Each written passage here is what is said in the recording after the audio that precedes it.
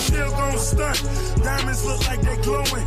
50 stacks all singles, I make it look like it's snowing. Treat them like jack boys, catch them slipping and slam. Treat them like jack boys, catch them slipping and slam. Then I'm still gon' stunt.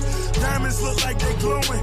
50 stacks all singles, I make it look like it's snowing. Treat them like jack boys, catch them slipping and slam. Treat them like jack boys, catch them slipping and slam.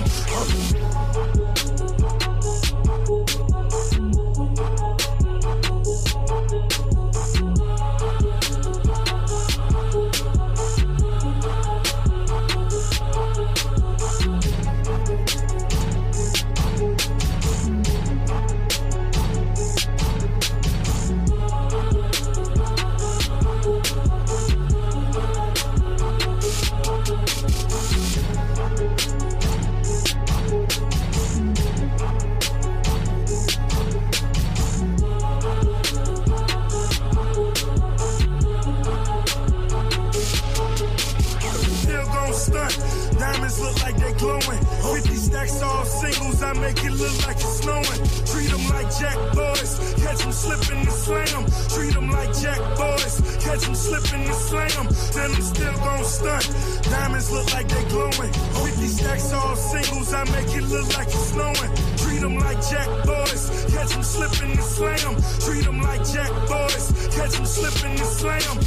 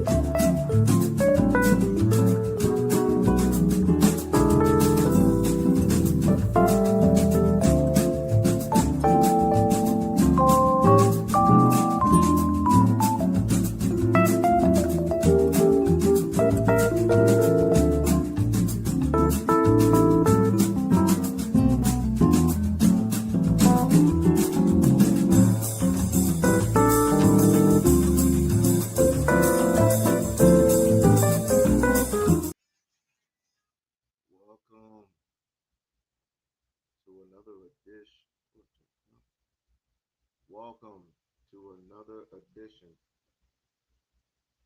Welcome. Okay. What you mean it didn't recognize it?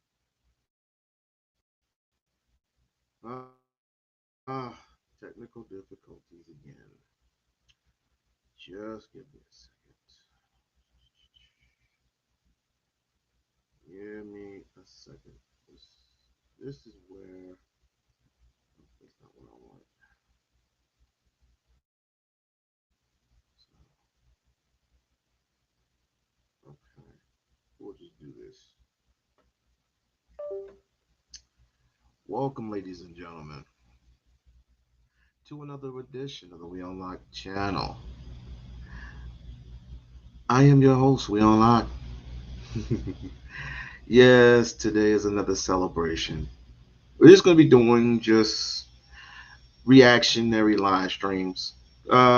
Just reactionary. And on top of that, anybody who wants to come up and chop it up with your boy and talk about different topics, we can. I'll send in the link momentarily. But for right now, like, share, and subscribe to the channel. Like, share, and subscribe to the channel. Now, being I don't want to say my age. Do I look older or do I look younger? Do I look older or do I look younger? Nah, don't answer that question. But like I said, we're just going to be doing reactionary videos, and I will be putting up the link to the chat room so you guys can just chop it up and we can talk about other different things. Just going to be a chill mode, chill session, because today is a new journey for your boy We-On-Loc, because We-On-Loc has a little birthday today. No big deal. I was thinking about at this point, let's just not celebrate birthdays because celebrating birthdays to me means counting time, and I don't count time. I just I just go through moments. You go through moments. You go through what's the word I'm looking for? You go through adventures. You go through many different things. When you're young, you celebrate birthdays. When you get older, you just think, it's just another number. And everybody's different. Everybody's different, and I get it. I totally get that. I totally get that. So, as I spoke in I think it was a previous video that I did year, not a previous video. I did a video years ago stating to y'all, cherish every single moment,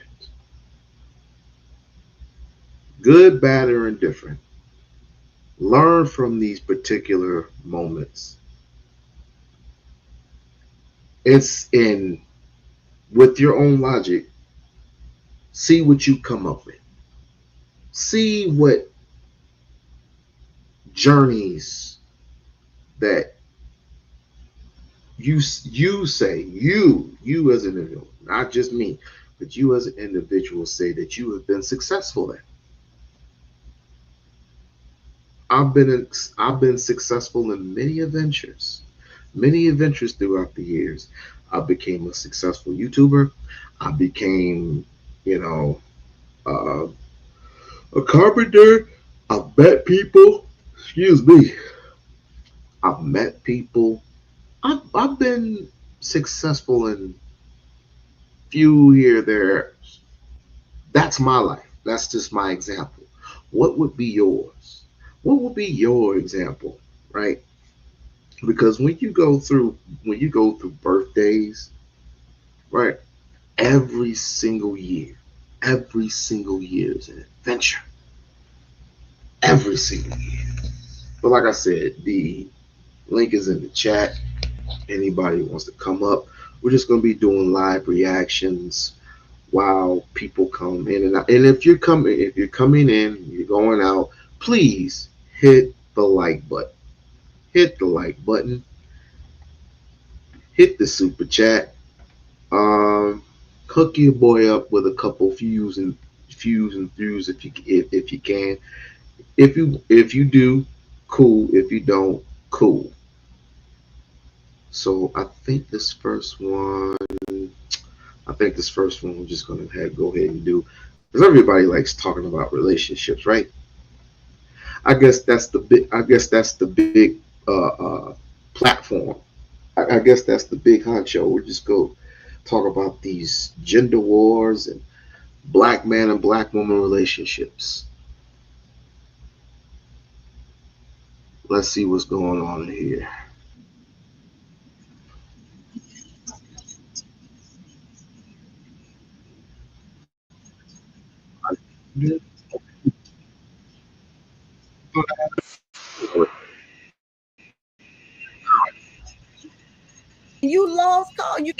About how to get a guy to treat her right if she already had sex with him. I'm gonna tell you why.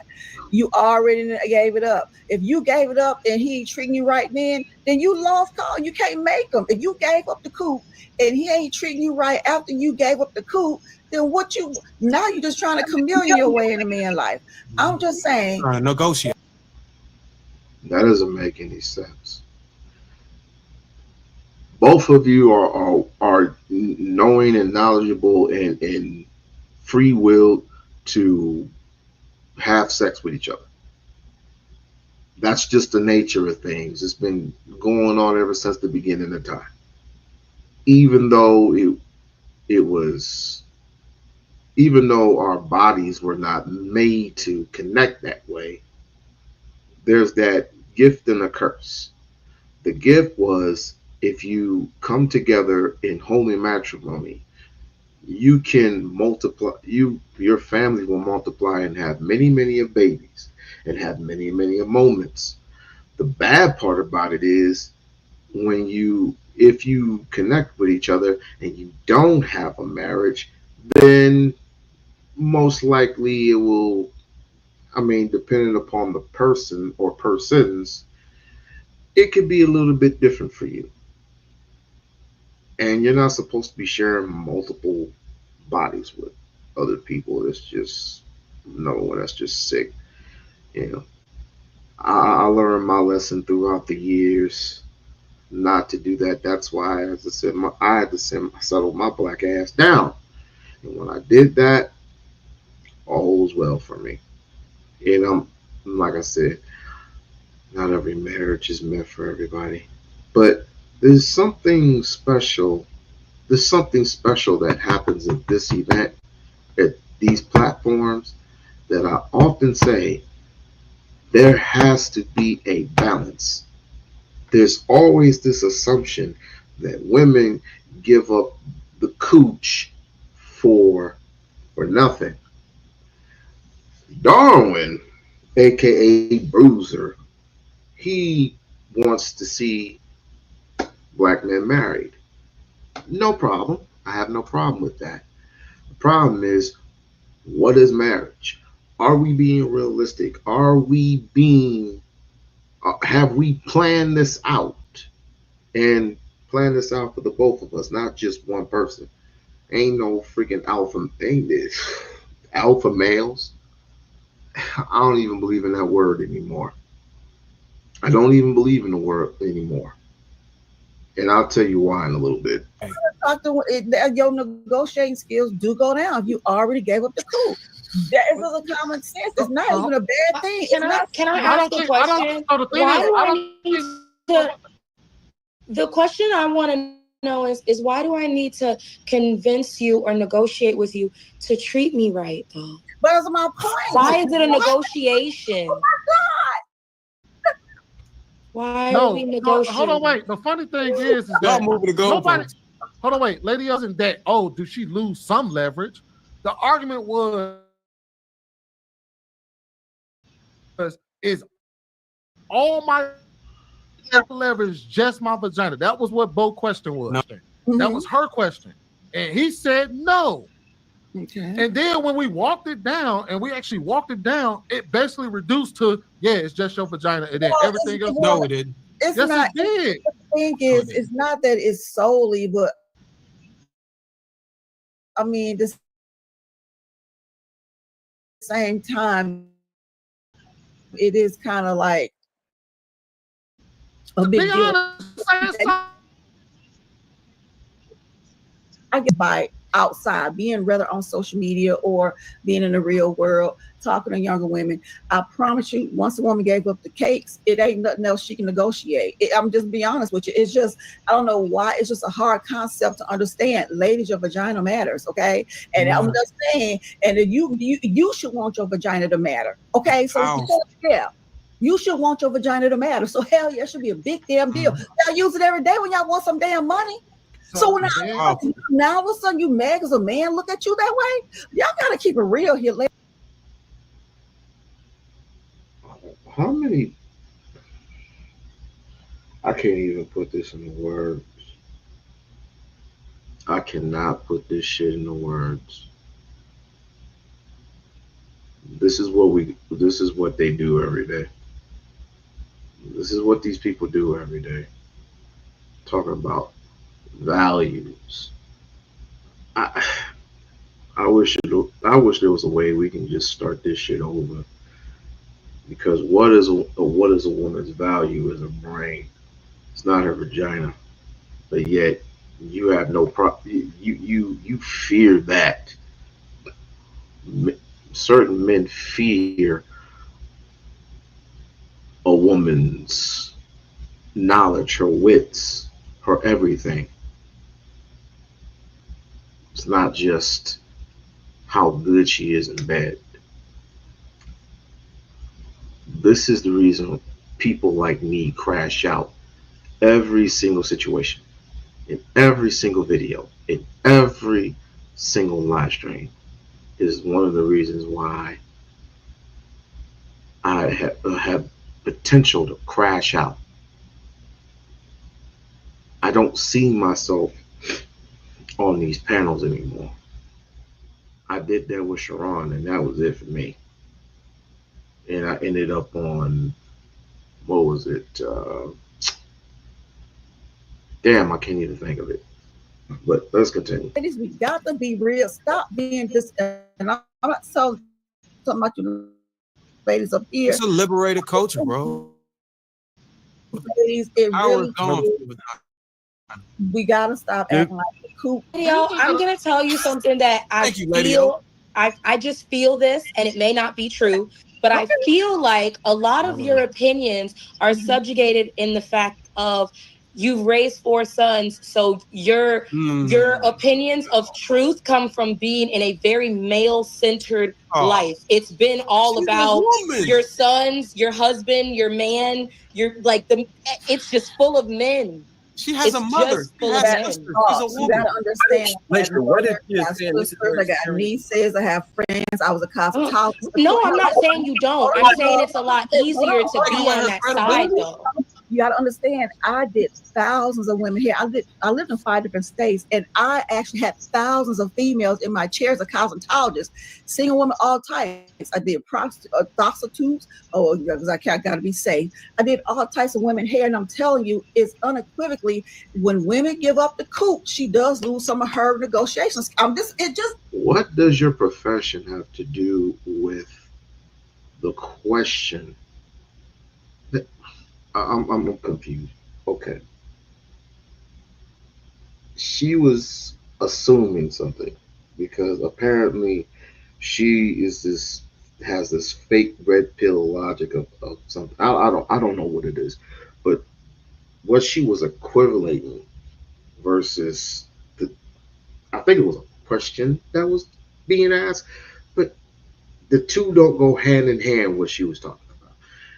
How's I've been a gynecologist or whatever they talk about. Those people that have to open up the vagina and see if it's healthy or not, whatever. I forgot what those people were, but what does that have to do with? See, this is the reason why we're unqualified for marriages. You want people to get married, but yet you don't have the qualifications of being married because you just see sex. You don't see anything else. I hear duty. Duty to what? Duty to be with what? A man. Nothing else. No love, no romance, no happiness, no nothing. Just duty and honor to be with a man. If that's the case, we all might as well just be with robots, because that's what we reduced ourselves down to, is a bunch of fucking robots. It'll be good in the long run. How? If you're in a marriage and that is your duty, that is your calling, then what's to stop a woman from frowning every single day? Her not being happy, evening the playing field. I can understand that your devotion to duty, but what about her happiness in the long run? It's unvoid. And then don't come crying when she signs the divorce papers and wants to leave because she is unhappy. It is what it is. So the argument wasn't some. The argument was that they pretty much lose a majority of it. Then y'all just made her argument. So when she said, why did y'all? Oh no, wait. The question is that why did y'all disagree with her? Like 45.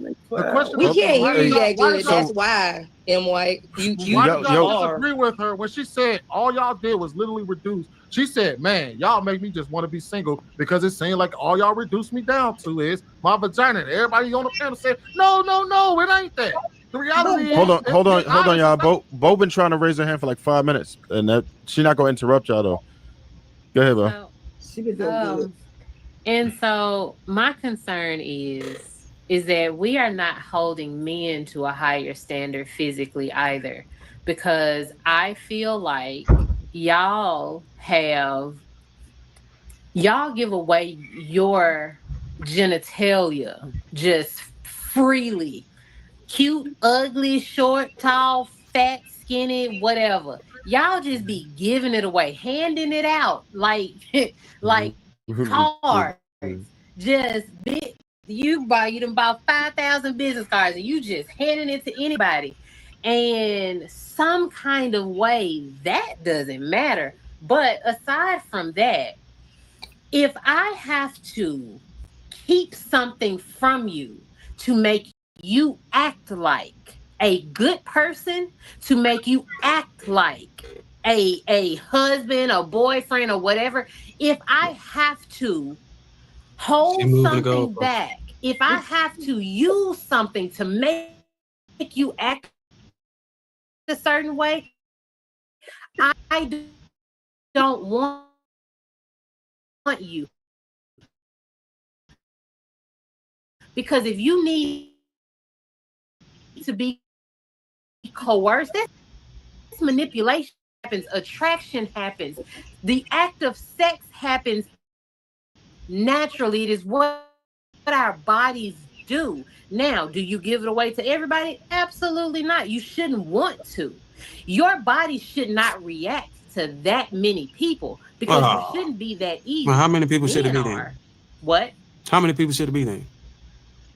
I don't listen. That's not for me to decide. Okay, first of all, I'm gonna tell you where you messed up at.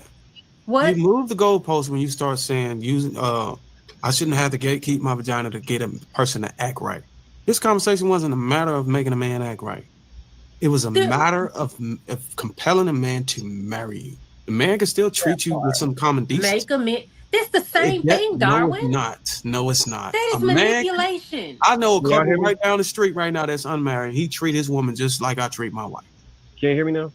It does not mean a man is not going to treat you with some common decency, like a human being, like you, a woman, whatever. I know you don't want to use the term woman, like a person. No, we don't want to use the term female. We like the term woman. We don't like female. Thank you. So, all right, this is what I was trying to say earlier. But do you get what I'm saying, though, right, Bo? No, I don't. You literally didn't understand that this wasn't a matter of his behavior. It was a matter.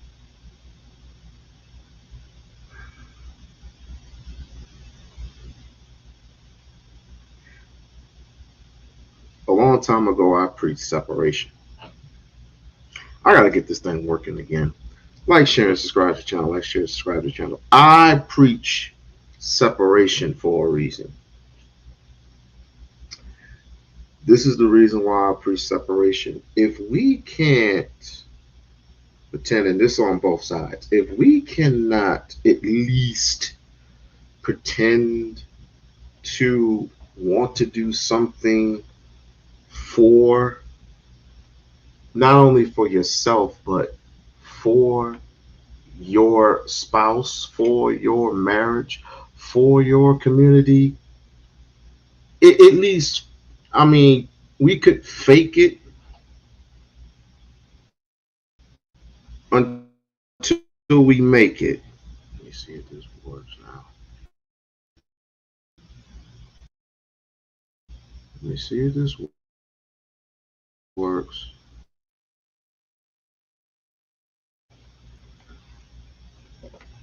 If we could, put myself on pause. Okay.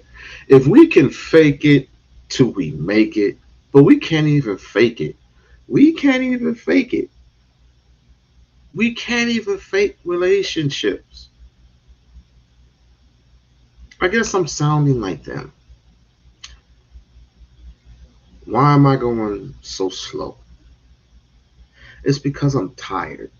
Not physically. I'm tired mentally because I'm mentally getting tired of the same old sauce, the same old fucking crackers, the same old everything. And this is the reason why I want to change the algorithm, my algorithm, and I want to come up with a remedy to make things balanceable again. This is not balanced. This is forced. And many different people have many different ideologies of what marriage is. But I say, looking at man now, hearing them, hearing how they sound, not all of them, but hearing how these people sound, they sound as if they want the marriage, but they just want the booty. That way they don't have an excuse to cheat, or they don't have an excuse to get you pregnant, and then they have a duty. Do they really have a duty, Darwin? Do they really have a duty? Really? Do you know what happens behind closed doors? Do you know what happens in every single situation, every single family? We have to be honest with ourselves. Do you know what happens in each and every single relationship, every single marriage? No, we don't. It's like what was it? Nora? Is it either Nora or La, La,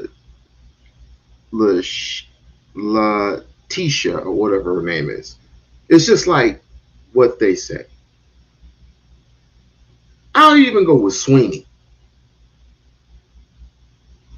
If you are not happy, that's the whole point. That's the premise. That's the punchline. If you are not happy with one another, if my wife is not happy with me, then this is all for naught. This is garbage. The whole marriage is garbage. It's garbage. And you wasted your money. You wasted your money. The man has wasted his time going to the tuxedo place and picking up the tuxedo, whatever color it is, white, black, blue, green, red, whatever. Wear your colors. Wear your colors.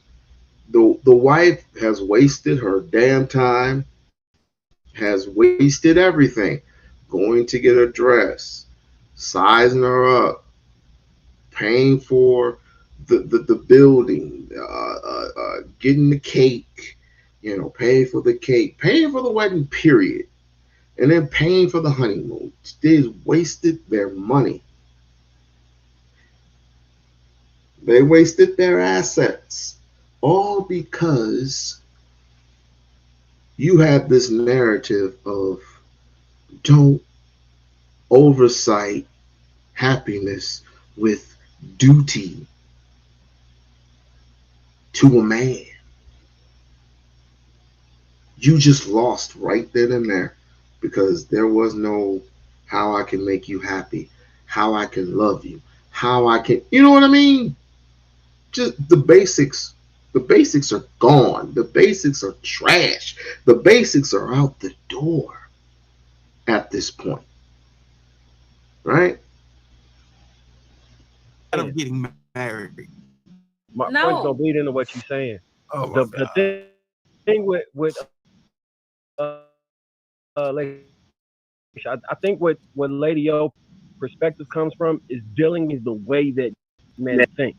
So it'll come off as if she's siding with us when she's just explaining how men actually think. When men say they think away, women tend to argue that you shouldn't think that way because we don't think that way. And I think that's Right. one of the things that feminism did that hurts the worst is it equalized the understanding of how men and women behave biologically and think. And when you do that, you hold us to the standard of how you as a general collective of women think, and then you say that's incorrect because we don't think that way. But the majority of men will say we think the way you don't think.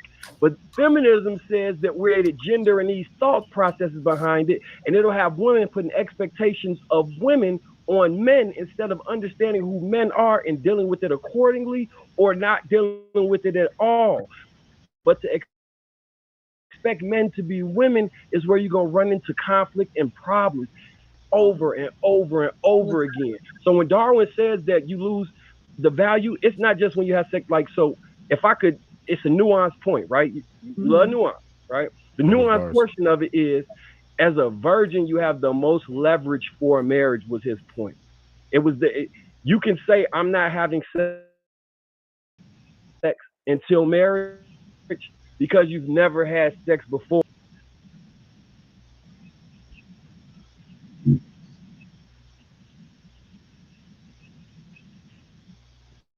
No, that's a bunch of BS because like I said, everybody has a good time. Thank you, Lisa. Thank you, Lisa. I wish I had one of those buttons that goes. Thank you so much, Lisa, for the birthday chant. Thank you, thank you, thank you so much. Um, that's a bunch of BS that M White was talking about. I'll tell you why. In every relationship, unless you're a pope, unless you're a nun, unless you're the pastor, unless you are Russell Wilson and Sierra, you're going to have sex. You're going to fuck. Yes, you are. Believe you and me, you're going to fuck. And just because you had did the do does not mean that you lost anything. You didn't lose nothing. Because apparently, if y'all stop talking, she's gonna go to the next man, and then the next man, and then the next man, and then the next man, and you're gonna go to the next woman, the next woman, the next woman, and the next woman, until you hit that one. You locked out. I only talk. Women have values. Their vaginas have value. No, it's like people say. People think with their dicks. They do. Men do think with their dicks most of the time. Trust me, there was a point in time where I thought with my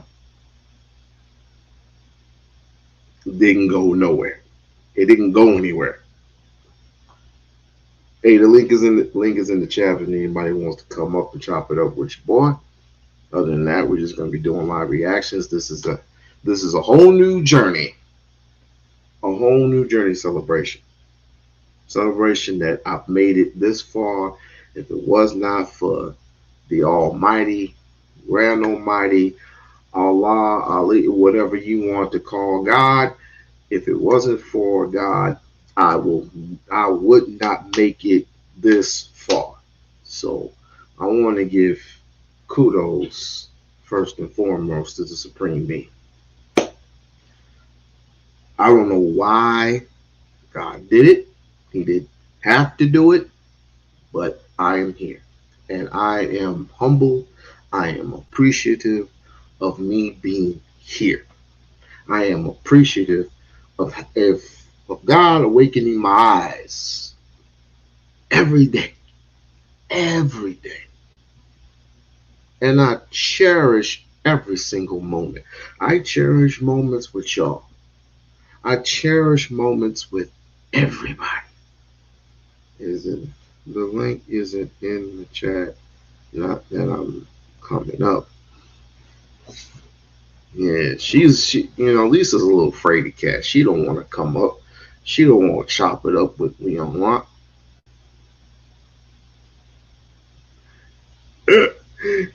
Well, where was I? That's a lie. That's a total lie. You're gonna have sex and you're gonna you either going to it's either gonna work or it's not. You want the cheat. Stop. I mean, stop pointing it as if her value means more than what you have. You have value too. It's just that you get biased and you see it more because, well, I don't know. It's, I think this is a white supremacy thing to me, because how is it that you call her, you say that these ladies have all this power, which I'm still trying to figure out what type of power do women wield. Oh, she wields the power in the courtroom. So do you.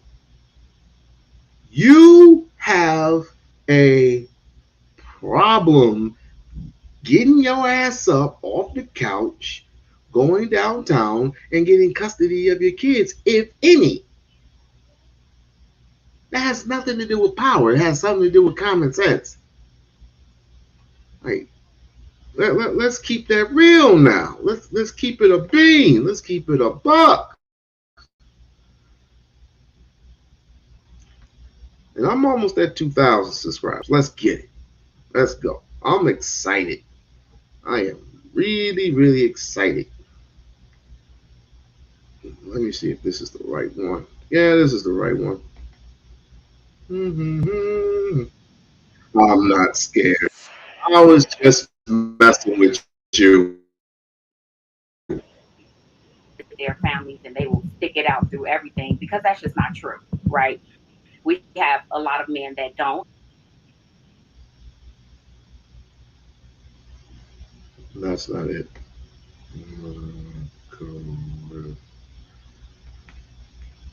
Let's just.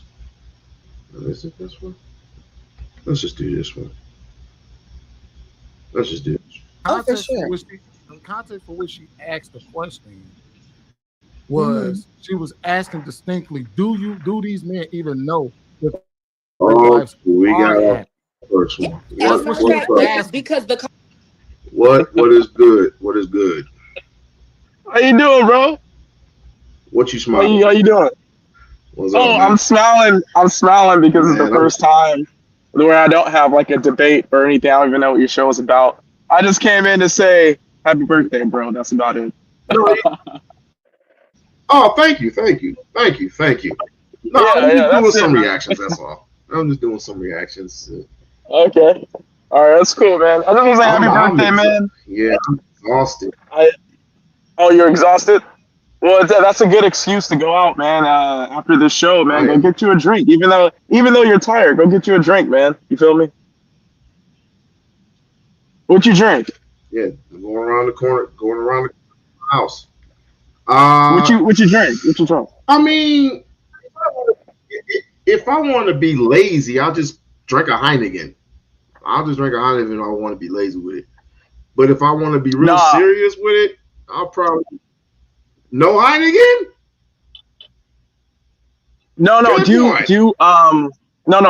Do some do it's your birthday, so do an expensive bourbon on the rocks with some coke. Do that, man. That's special. Hmm.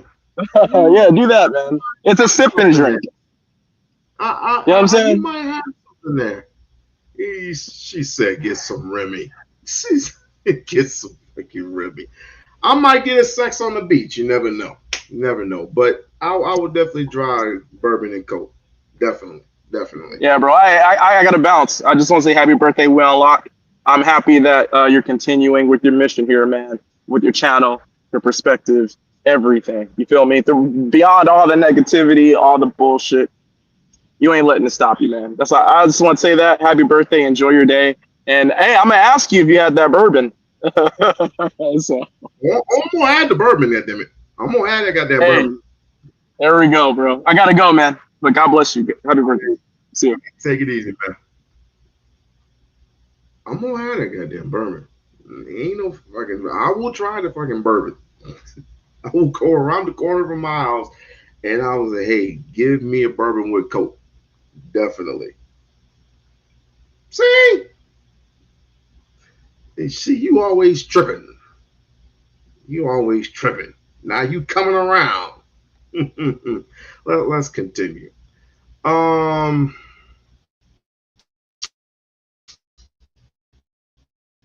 I do want to say I will not be here. You know you in trouble when queen of not TikTok. Why am I saying TikTok? Queen of YouTube is here. The queen of YouTube is here. Smash it, smash it. Oh, and I didn't forget. I didn't forget. Hold on. Let me find it real quick. Let me find it. I didn't forget, and I won't forget.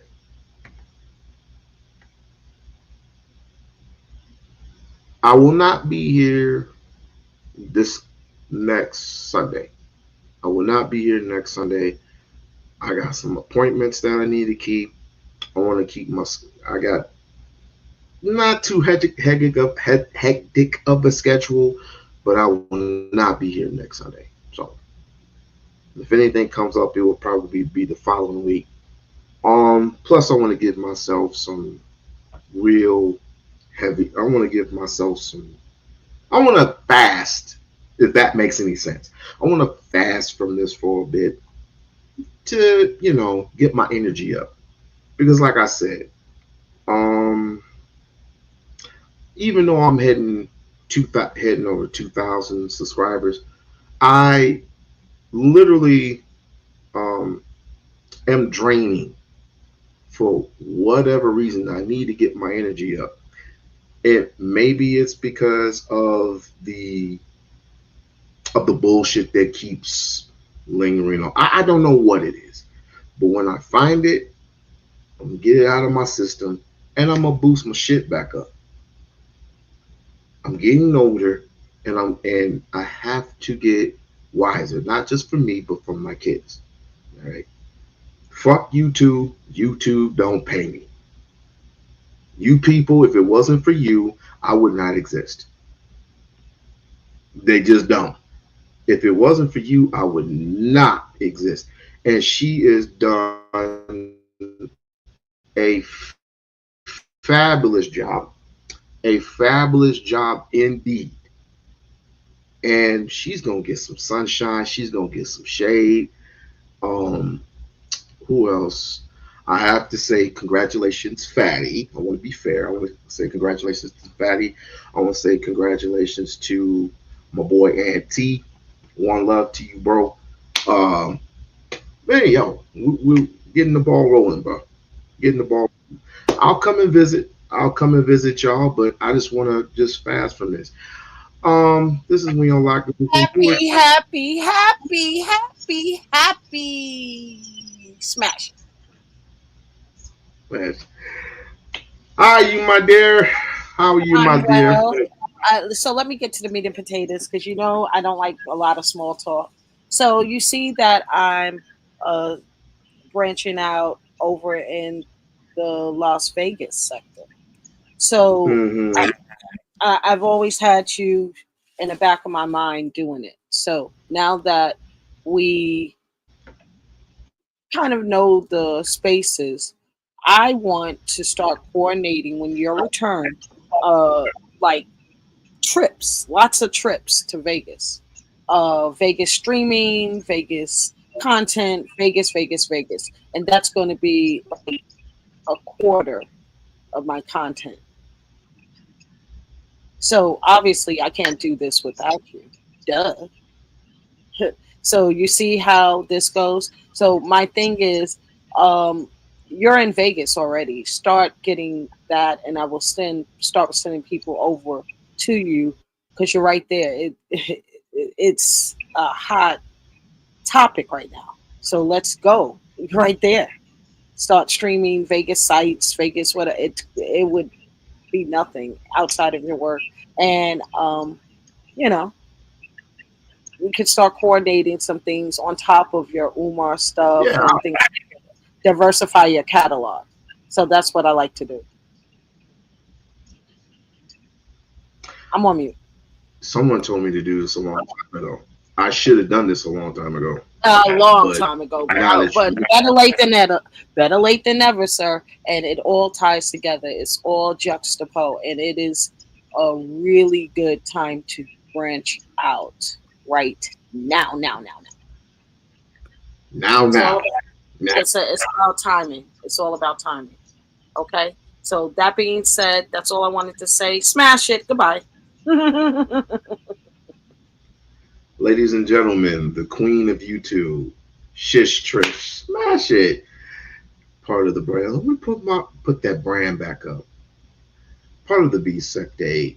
You know what it is. Let's get into it. Enough of the small potatoes. Let's get back to reality.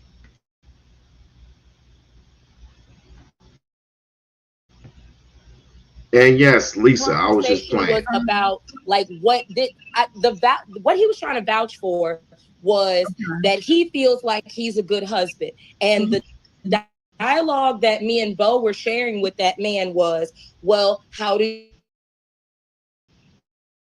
you know? And something that I said to him was, a lot of people want to give themselves their own her. And then, yeah, because I'm a beautiful wife. I said, a happy wife. That was that was the entire scope of the conversation.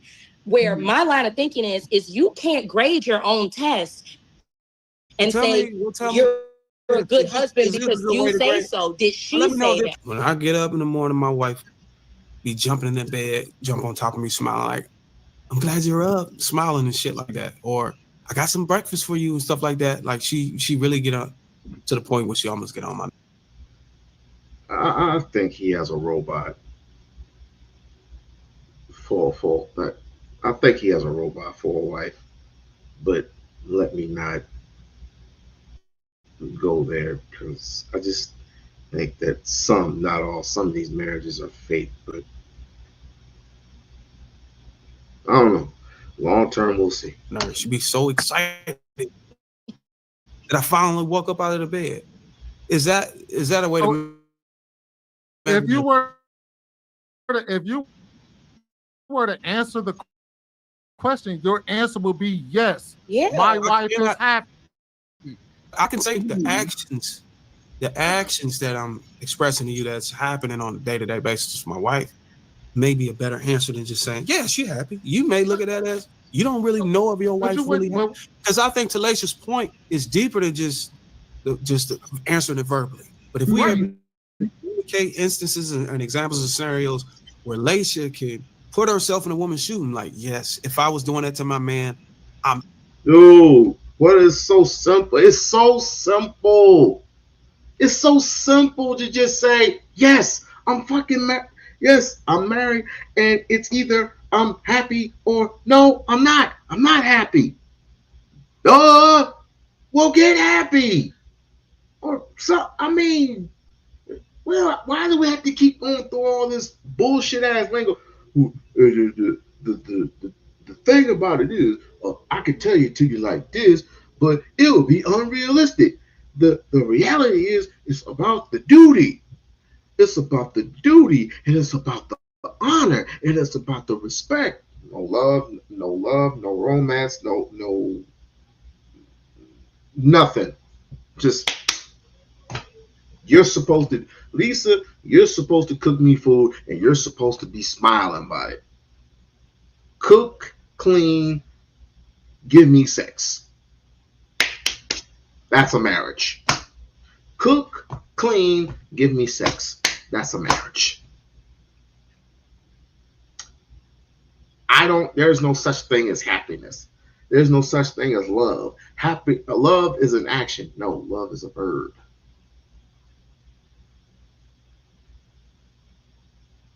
I know I'm happy about my man. You get what I'm saying?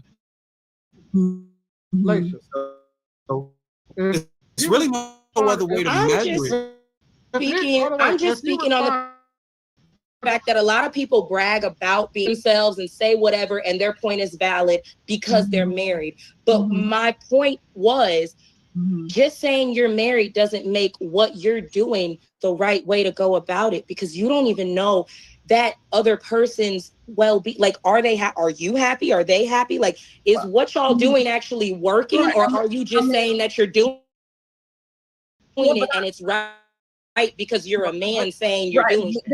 This is the reason why I'm here. Not in these people's lives. Not in these people's lives. Because if marriage and happiness existed, they would at least at a good 50 or 55% have these in this conversations. But it don't exist no more because we're trying so desperately to make a buck. And I ain't make nothing today. I mean, I got my Christmas. I mean, I got some Christmas money, or not Christmas, uh, birthday money. I mean, that's fine. That's cool. That's cool. That's great. Aha! Lust is different. It is. Because if I am married, if I go into this with the devotion and the duty, if I was a woman, right? And if a man came up forcibly and say, I want to marry you. I want you to do this and do that and cook and clean for me. And I promise you, I will provide you whatever you need, whatever is in my means. That's fake. It's fake. Um, what was the famous one? What was the famous one? I forgot what the famous one was. Oh, quit if you're making 100 and let's just say 255,000 a year, you are going to ask your mate to give up her position. I'm going as slow as I possibly can because none of this makes any fucking sense. My wife makes 250,000 a year, right? I myself want her to give up the gap just so she can help her money, her finances, her resources can help boost the man up. And when he gets on his grind, gets back on his feet, if he were to own a franchise or if he were to own a store or a hot dog stand, whatever. Uh, or even if he worked for somebody else and he got paid like six figures or seven figures or something like that, you want her to stop for what he's doing, and you have the nerve to mention generational wealth. Women already are creating or starting to create that through their means. We had our opportunity, most of us anyway, had our opportunity to gain, own, and control something, to um, have our resources being have it based on wealth. We've had wealth. We wasted all that money and all the consumerism just to go to a Chinese store. Think about it. To go to a place where they don't see you as equal. Just to go to a place where they don't see you as this and that. Listen, I don't. I like going to a Chinese restaurant, right? If they cook the shit right, I like going to every once in a good while. But I know if my Uncle Charlie owns his own barbecue shop, barbecue pit, I'm there at least every single day. Now, I'm not going to eat there every single day, but my intent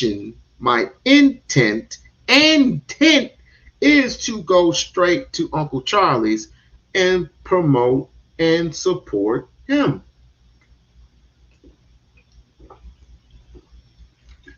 No ifs, ands, or buts. Let's continue. One, everybody relationships is different. You can't say what's going to be happy for them. You just cannot. You absolutely cannot. We have swinging. They married. They love each other. I know a swing Yeah. couple. They've been together 30 years. We cannot sit up here and say what works for one gonna work for the other. What may make you happy may not make the next woman happy in her marriage. We have got to understand that. That's for starters. And just like we want to say that, tell some of these single women out here who's saying they're happy, but next they're overdose, unalive themselves. There's been three women on TikTok who's been posting videos. I'm happy. You guys take care of your mental health. And next thing you know, these three young women unalive themselves. There's been three of them. So we can say that for single women as well who run around here to I'm happily single. No, you're on antidepressants. They hit that wall. Okay? Because more women are on antidepressants than men. Okay? So and that's between the ages of 40 and 49. And that is on paper. She's seeing one side of it. She's just seeing the one side of it. And this is the reason why we can't be honest. If we can't be honest, why the fuck we having these particular conversations? If we can't be honest with each other, why are you up here? Create your own channel and spread that woman so we can debunk it all together. We can just knock that shit down right out the sky. What happens when a star loses its glimmer?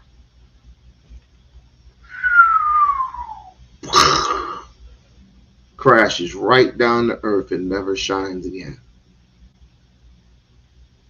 But you know what's a more powerful star? The North Star. The North Star is the most powerful star because it shines what? Brightest. You shine brightest when you're humble. You shine brightest when you tell the truth. You shine brightest when you don't gaslight all these women into thinking you're that cat when really all you want is some pussy. Just I would wonder. I wish whatchamacallit was here. I wish whatchamacallit was here. I want to ask a question. If I was not married, right? If I was single, and I see a random person on the street, a random black woman on the street, and I say, listen, um, I like you a lot, but my intention is not to be with you. My intention is to just have straight sex with you. I just want to have sex with you. I just want to fuck. That's all I want to do. I wonder what woman is. I mean, is it what is the percentage? I wonder what is the percentage if I say that to a person. What is the percentage of women who will actually go with that? What is the percentage of that?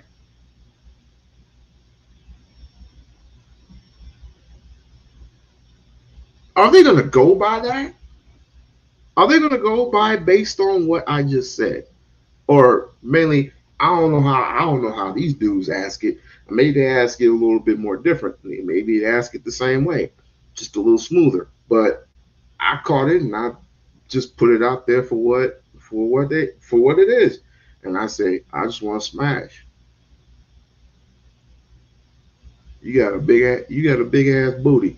You got a nice face, a nice smile, and a big ass booty, and I just want to clap them cheeks.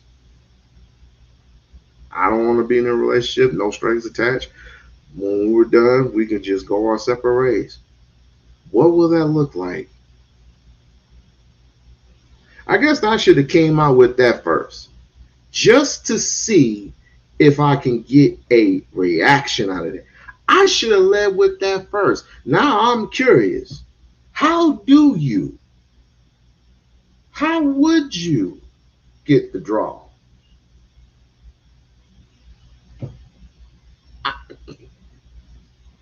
Somebody explain that to me.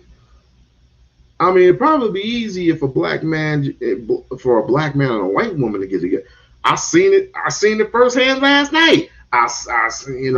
Black woman was lusting after this white guy and was shaking her derriere all up in his private parts. And but that's like 90s lingo. They were dancing to live music and she started,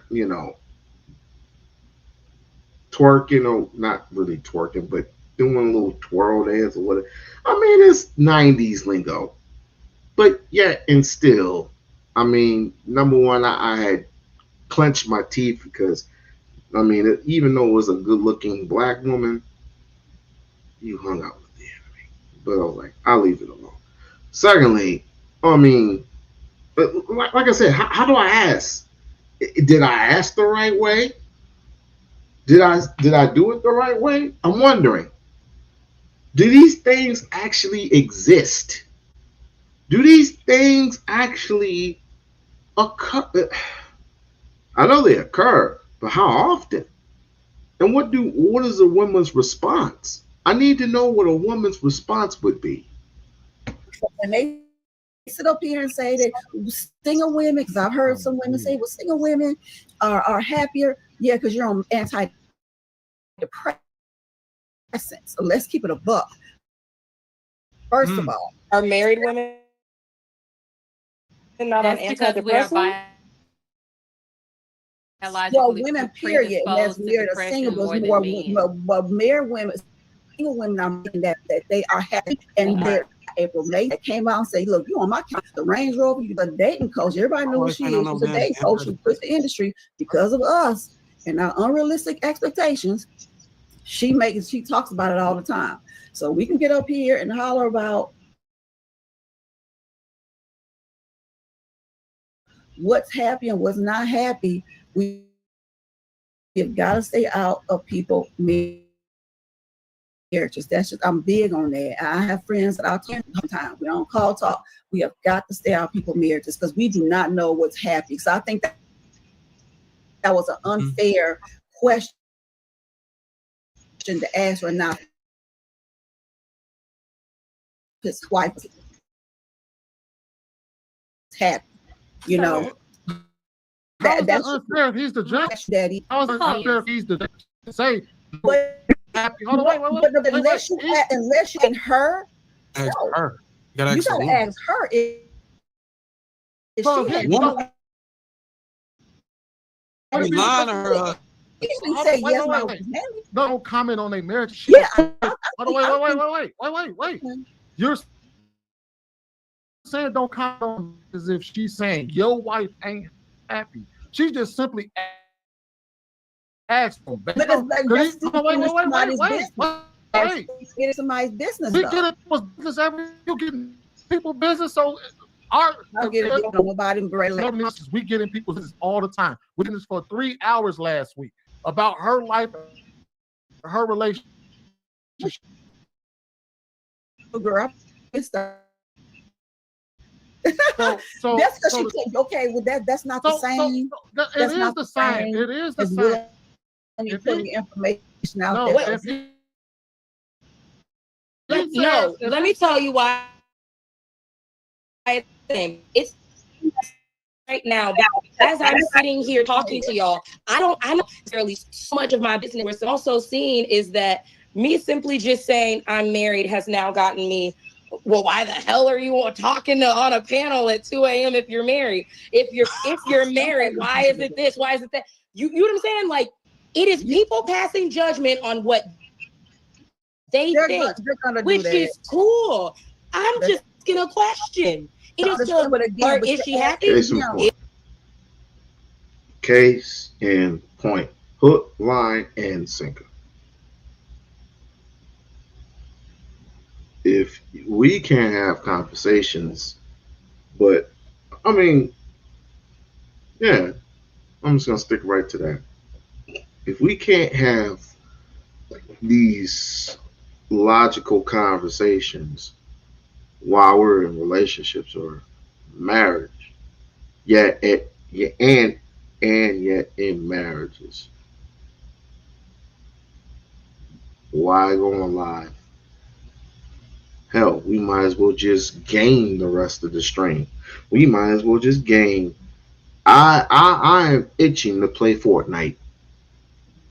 I am itching to play Call of Duty. Hell, I ain't played Tekken in a minute. If we can't have conversations like this, I might as well just game. People are going to people are going to troll, talk smack, whatever the case may be, because that's just who they are, right? I know trolls. I talk to trolls all the time. Woo! I am exhausted, but that we talk shit all the time, bro. All the damn time. But some of these people are true or true trolls, not true pros, true trolls. Trolling is a tradition on YouTube. Ask Angry Man. Angry Man be having almost 1,000 a night. Ask them about their trolling. Trolling happens all the fucking time. Can't run from it. I don't care about the trolling. I care about the truth. And the truth is going to set some people free, whether they like it or not. Is she happy? He could have easily said yes and left it alone, and knowing she's really not. And would nobody have said anything? Okay, what is okay? Why is it a problem if he say why? Why is it a problem if he asks you? Why does it matter? Well, because y'all are ignoring the context. The context of the conversation was you can try and give me advice because you're this old and you've been married this long and you know what you're doing. My question for how do you measure that you know what you're doing? Because is she happy? You're saying you know how to be a husband. Okay, cool. You're basing that off of you know how to be a husband because you're basing that off of what? Because you say so? Did your wife say that? Because actually, another thing I proceeded to say on the panel was, I don't know if y'all remember, I said, I think it's interesting how a lot of times I hear men talk about what they desire, what they want, who they think they are as a husband, while you're probably hobbled over like some troll in the closet. Where's your wife? Put her on the phone so I can fact check this. Let me and then it turned into, I got a beautiful wife. She just ain't at home. So let me ask you this: Are you saying the advice I give as a person? No, I'm saying that man said that. I'm telling you the conversation me and that man was having on your panel. Is he giving advice? Is he? But see, yes, he was giving advice on your panel. Wait a minute. What? Okay, hold on. If we get even the type of advice to help people make their women or husband happy, because he could be just giving advice on helping people find a compatible. No, he was giving marital advice. What it is to be married, how to be in a marriage. And I said, well, how are you going to say that you're entitled to be able to give that advice? Because what kind of marriage are you even in? Is she happy? You're basing that out of your own opinion of yourself as a husband. Hold on real quick, darling. So basically you're saying you use the happiness thing as a response. Yeah, that's say that his advice is only have any. Oh, wait, you're saying his advice that he can give only holds any merit if and only if his own spouse is happy. If that's what you're saying. Oh. Is that why you use is if your wife even happy? Because it's what you're saying to give advice on marriage. No, I used it as what I was saying, right? My part of the argument is I feel like what you're saying would not work for me. That would make me unhappy. What I'm saying is what he said, right? If you came home and said that to me, it would make me unhappy. How do you know that what you're saying to her doesn't make her unhappy? What you're doing to her doesn't make her unhappy? How do you know that what you're saying and what you're doing actually like is something she likes, agrees with, she wants to do that? Like, are you asking her? Have you ever considered that? And then he just tried to throw it in my face because a lot of people on TikTok assume, well, your opinion must come from not being married. No, motherfucker, I'm married. I just don't show up and feel like my position and just so it would be like miserable just to stay married. I express myself. I talk about my feelings. And Darwin, he was trying to use his own life as a grading system that she asked. Yes. If you're gonna say that this is what this is what if you're gonna tell this woman that what she's saying is wrong, and you should look at me as I the see you example for both. why you're wrong. She was asking him, how do you grade yourself Your on that? comment. Because the thing is, it does not matter. The duty and all of that matters, right? Does that mean that a person still can't be unhappy in a marriage? Thank you, Bridge. Okay, first and foremost, I gotta address something real quick. I don't let trolls into my. I can't believe I let a troll into my chat, let alone let your ass come up on my platform on my good day asking me any type of dumbass question. So do yourself a favor, go back to your channel, rip, right, run, talk your shit, do whatever you want to do. But you ain't gonna fuck up my day. Okay? All right? Okay, big boy? All right? Hate on the go on your platform and hate on the Samoans as much as you like. Go and hate on Jay Uso. Go hate on Sol Sokoa. Go hate on Rikishi and Jimmy and all them. Go hate on all them. And the next because the next person who does that, ain't gonna find you so serious. Ain't gonna take you so serious. Or they might just take you serious and they might, you know, I ain't gonna say it because I'm not that type of person, even though I could fuck you up in many different ways. But because I'm trying to avoid being in situations like this, due to the fact that we had two instances here in Vegas in the past month or so, I'm not trying to get into all that. All right? I'm getting too old to be dealing with you troll niggas. I'm just getting a little bit too fucking old.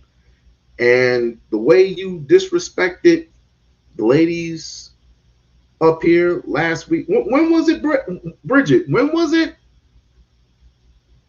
I forgot. I forgot when it was. When was it? Whenever it was, there was some disrespect. Now, I was my vision was going here and coming there. I was looking at the chat at the same time I was speaking with the young lady.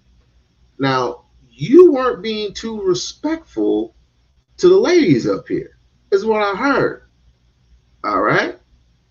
So do yourself a favor. Go ahead, jack off to the men on your channel as much as you like. You ain't gonna beat your meat up here, bruh.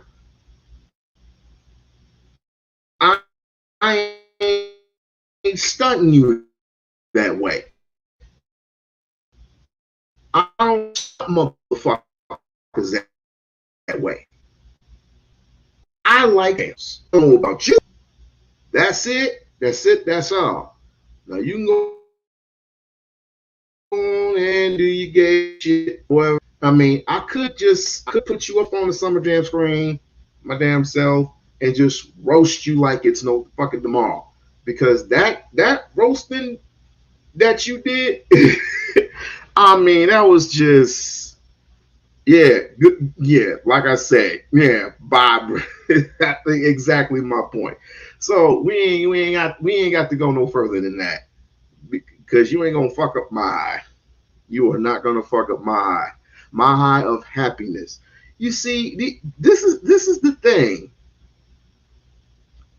When you try to support somebody, and the first thing that they do is try to act all Columbo cop on you, that's when it's your time to leave. But my dumb ass nearly had to go round for round, toe to toe with this guy online. I'm learning now. Don't do it. If it takes away from your energy. If it zaps your energy, don't entertain it. Just don't entertain it because you don't have time. I don't do that type of shit. You might do that type of shit on your channel, but you don't do it on mine. I'm a cool, calm, and collected type person. This is a cool, calm, collected channel. Isn't it not, Bridge? Isn't it not cool, calm, and collected? Life is too that correct. Life is too that fucking short. You just doing this for some pennies. You just doing it. You just doing it. You just looking on the ground to see if you can find a penny so you can make a dollar or dime making it into a dollar. Which YouTube takes what 33 fucking percent.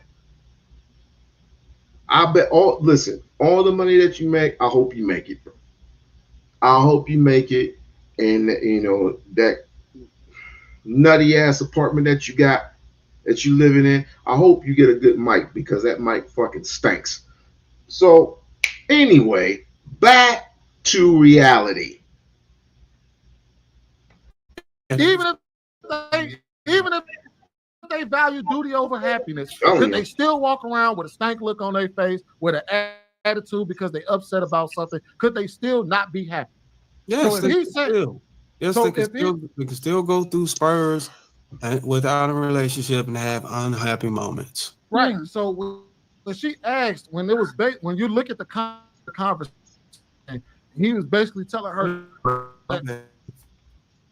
that her feelings and what she said about it, what she happy about is wrong. Well, I got a wife. She wife happy. What does that have to do? I didn't know that. Let Bo get in there. Because your ass had the damn. Because I remember your ass had to scream.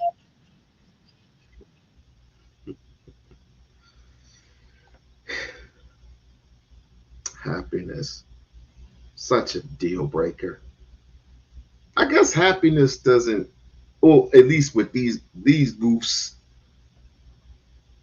happiness doesn't exist anymore because marriage is such a business. No, it isn't. Marriage is a business. The same lingo that you catch from white folks. You say it's a business because you have no business. You say it's a business because you have no business. Because if you had a business, you'd be thinking that, but thinking about it is, she wouldn't care because of how much money you made or how much money you're making. I know people who just sit at home making money. Don't even have to do shit. All they have to do is provide with the product, sell it, the pennies over dollars, sit at home, just collect paychecks. Or you get those ones that sign paychecks to you. They gain so much equity that they merely found something. They found something, their craft is something that they like, they love, they cherish, and they're building equity. And now they have the ability to hire other people to do the job for you. That is creating generational wealth. I remember dozens of times I remember saying, you should make our own Dubai. We should make our own. No, that was Brandon, my bad. But I agree with Brandon about the whole Dubai thing. I agree with him. You see, in Dubai, it's beautiful out there. All the trimmings, all the tall buildings, the skyscrapers. I mean, in the Middle East, in the middle of nowhere, in the desert, where it's just beautiful out there. And you know what's so swag about it? They make their own laws. They make their own rules. Some of them I just don't agree with, but hey, that's what they built for them. You should read Dr. Claude Anderson's book, Black Labor, White Wealth. Powernomics. Little dirty secrets. More little dirty secrets. A black man, what's it called? A black man reader? A black man reader or something like that. But anyway, the only thing I don't like about Dubai is they have these particular rules for certain particular women. It's like, come over here to Dubai so we can poop all over you. Yes, we are going to send you thousands of dollars so you can come over here and we poop all over you. That's why we got this plastic all around, because we after a long hard meal we just poop all over you and then send you back to America. That's the only thing I don't like about Dubai. But like I said, they make their own fucking rules. They do. They make their own rules. It's sad. We should do what? Do what to a? I don't know if it's a country or a state. I don't know what it is. A continent. I don't know what in the Dubai in the Middle East. I don't know what that is. She said I talked about that crap already. I know that, but I was just reminding the audience of what we can be doing as far as owning, sustaining it, controlling it by sustaining it, and then we can go brick for brick. We can go brick for brick with it. You know what I mean? We can go to the next floor. We can go to the meet. We can go not media. What do you say? We can go to the police stations. We can buy off the police stations.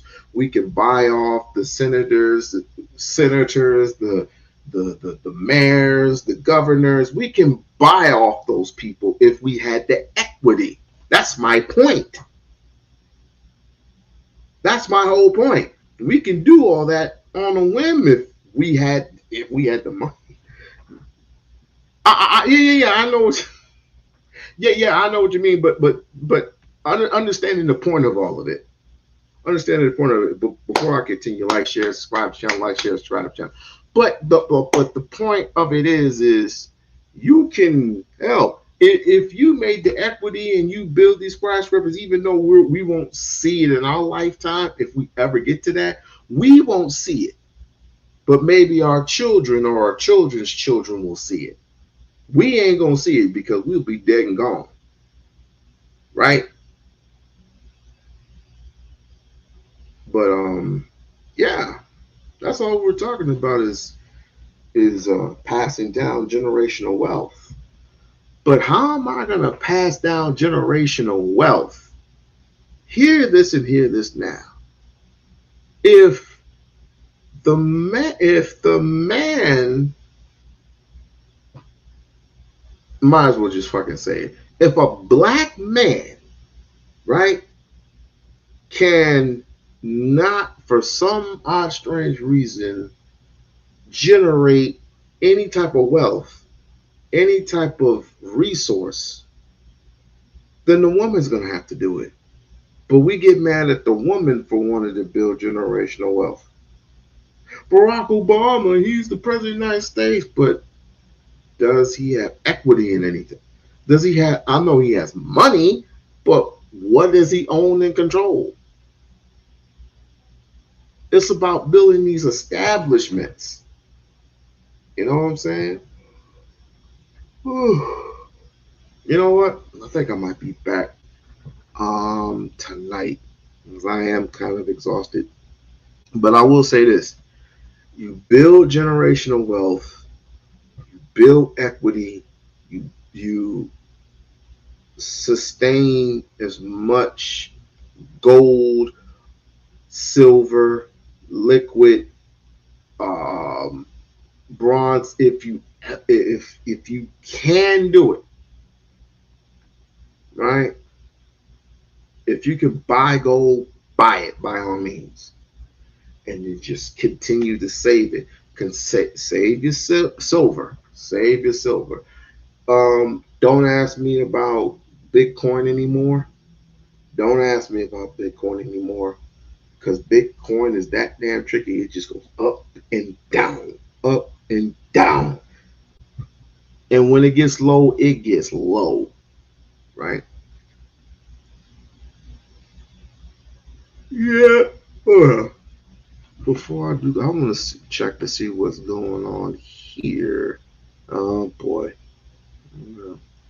Let's check to see what's going on here.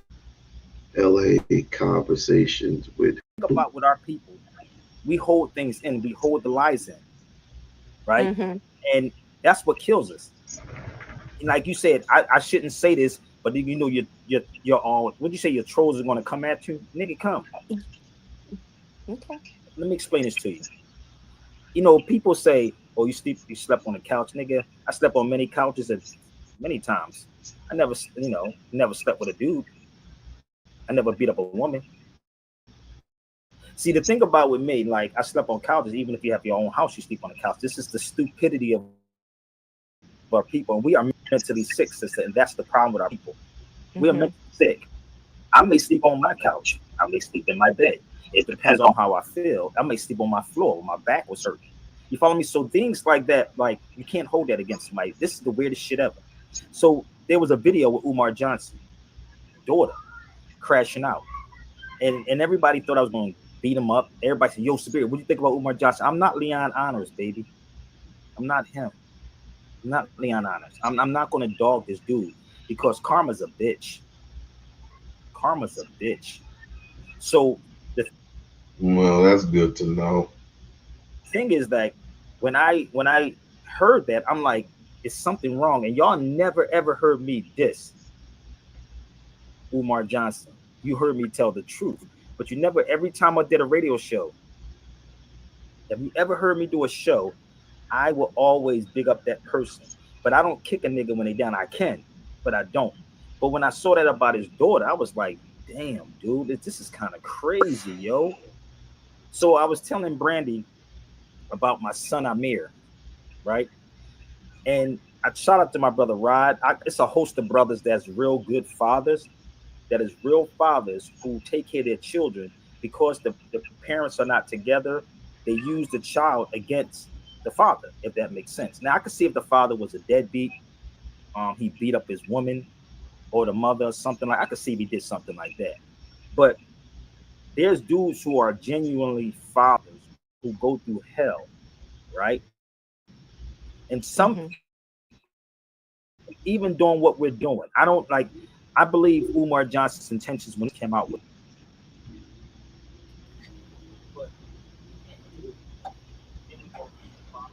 Who is this? Hello?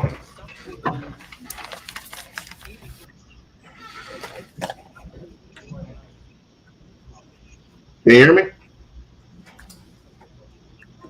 Can you hear me?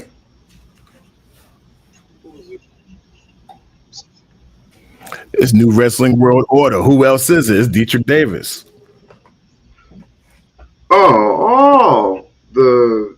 The dude from the other day. Oh, okay. I can hear you. What you I got? think it's my end. Hold on. Let me switch from one mixer to the other. Respectfully. All right.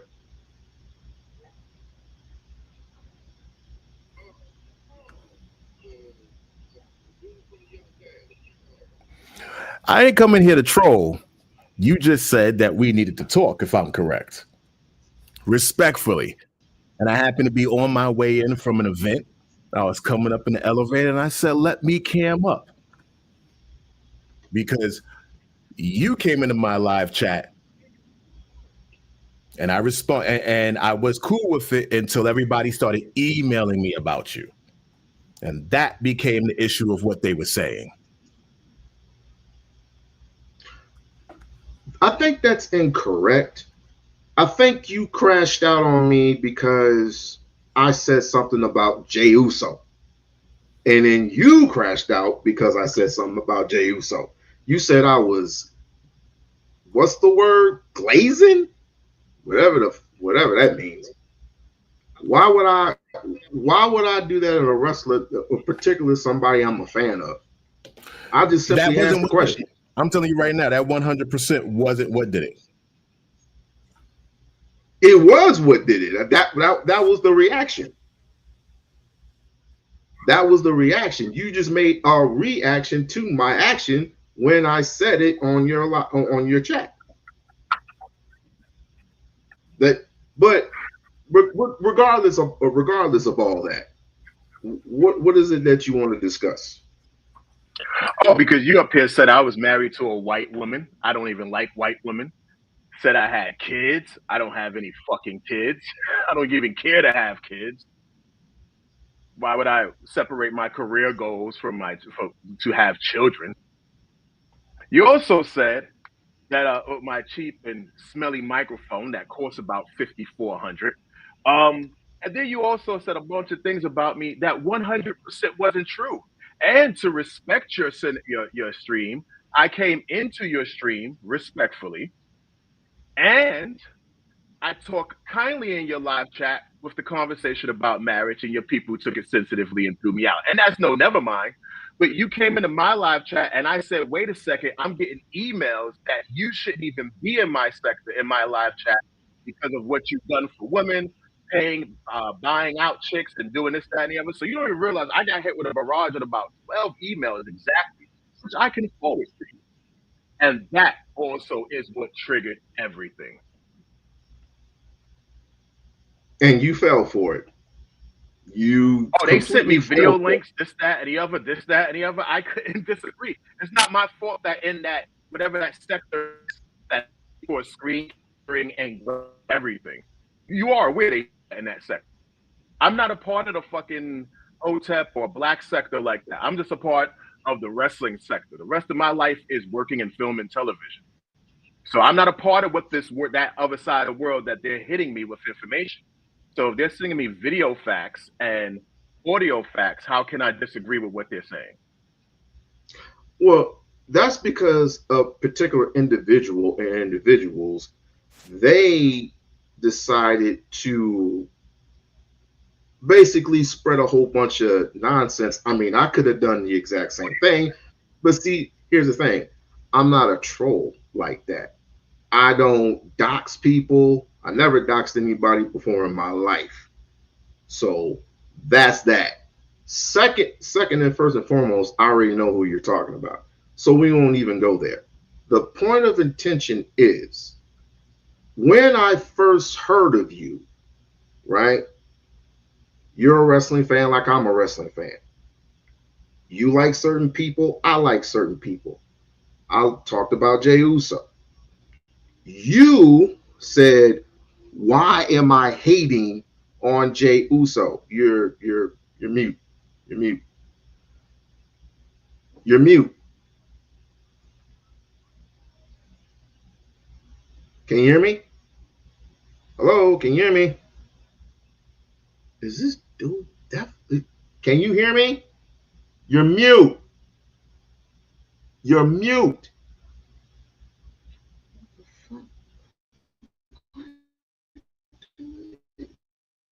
Hold on. We'll just do it like this.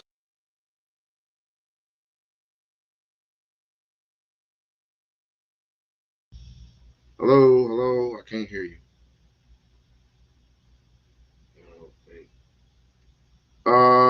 Come back, go out and come back in.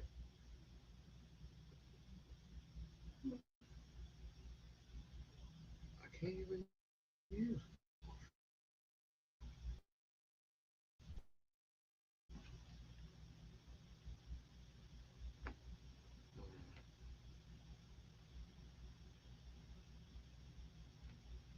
Uh-oh.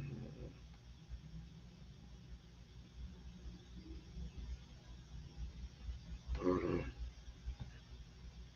No, but I can't. Lisa or Bridget, can you hear me?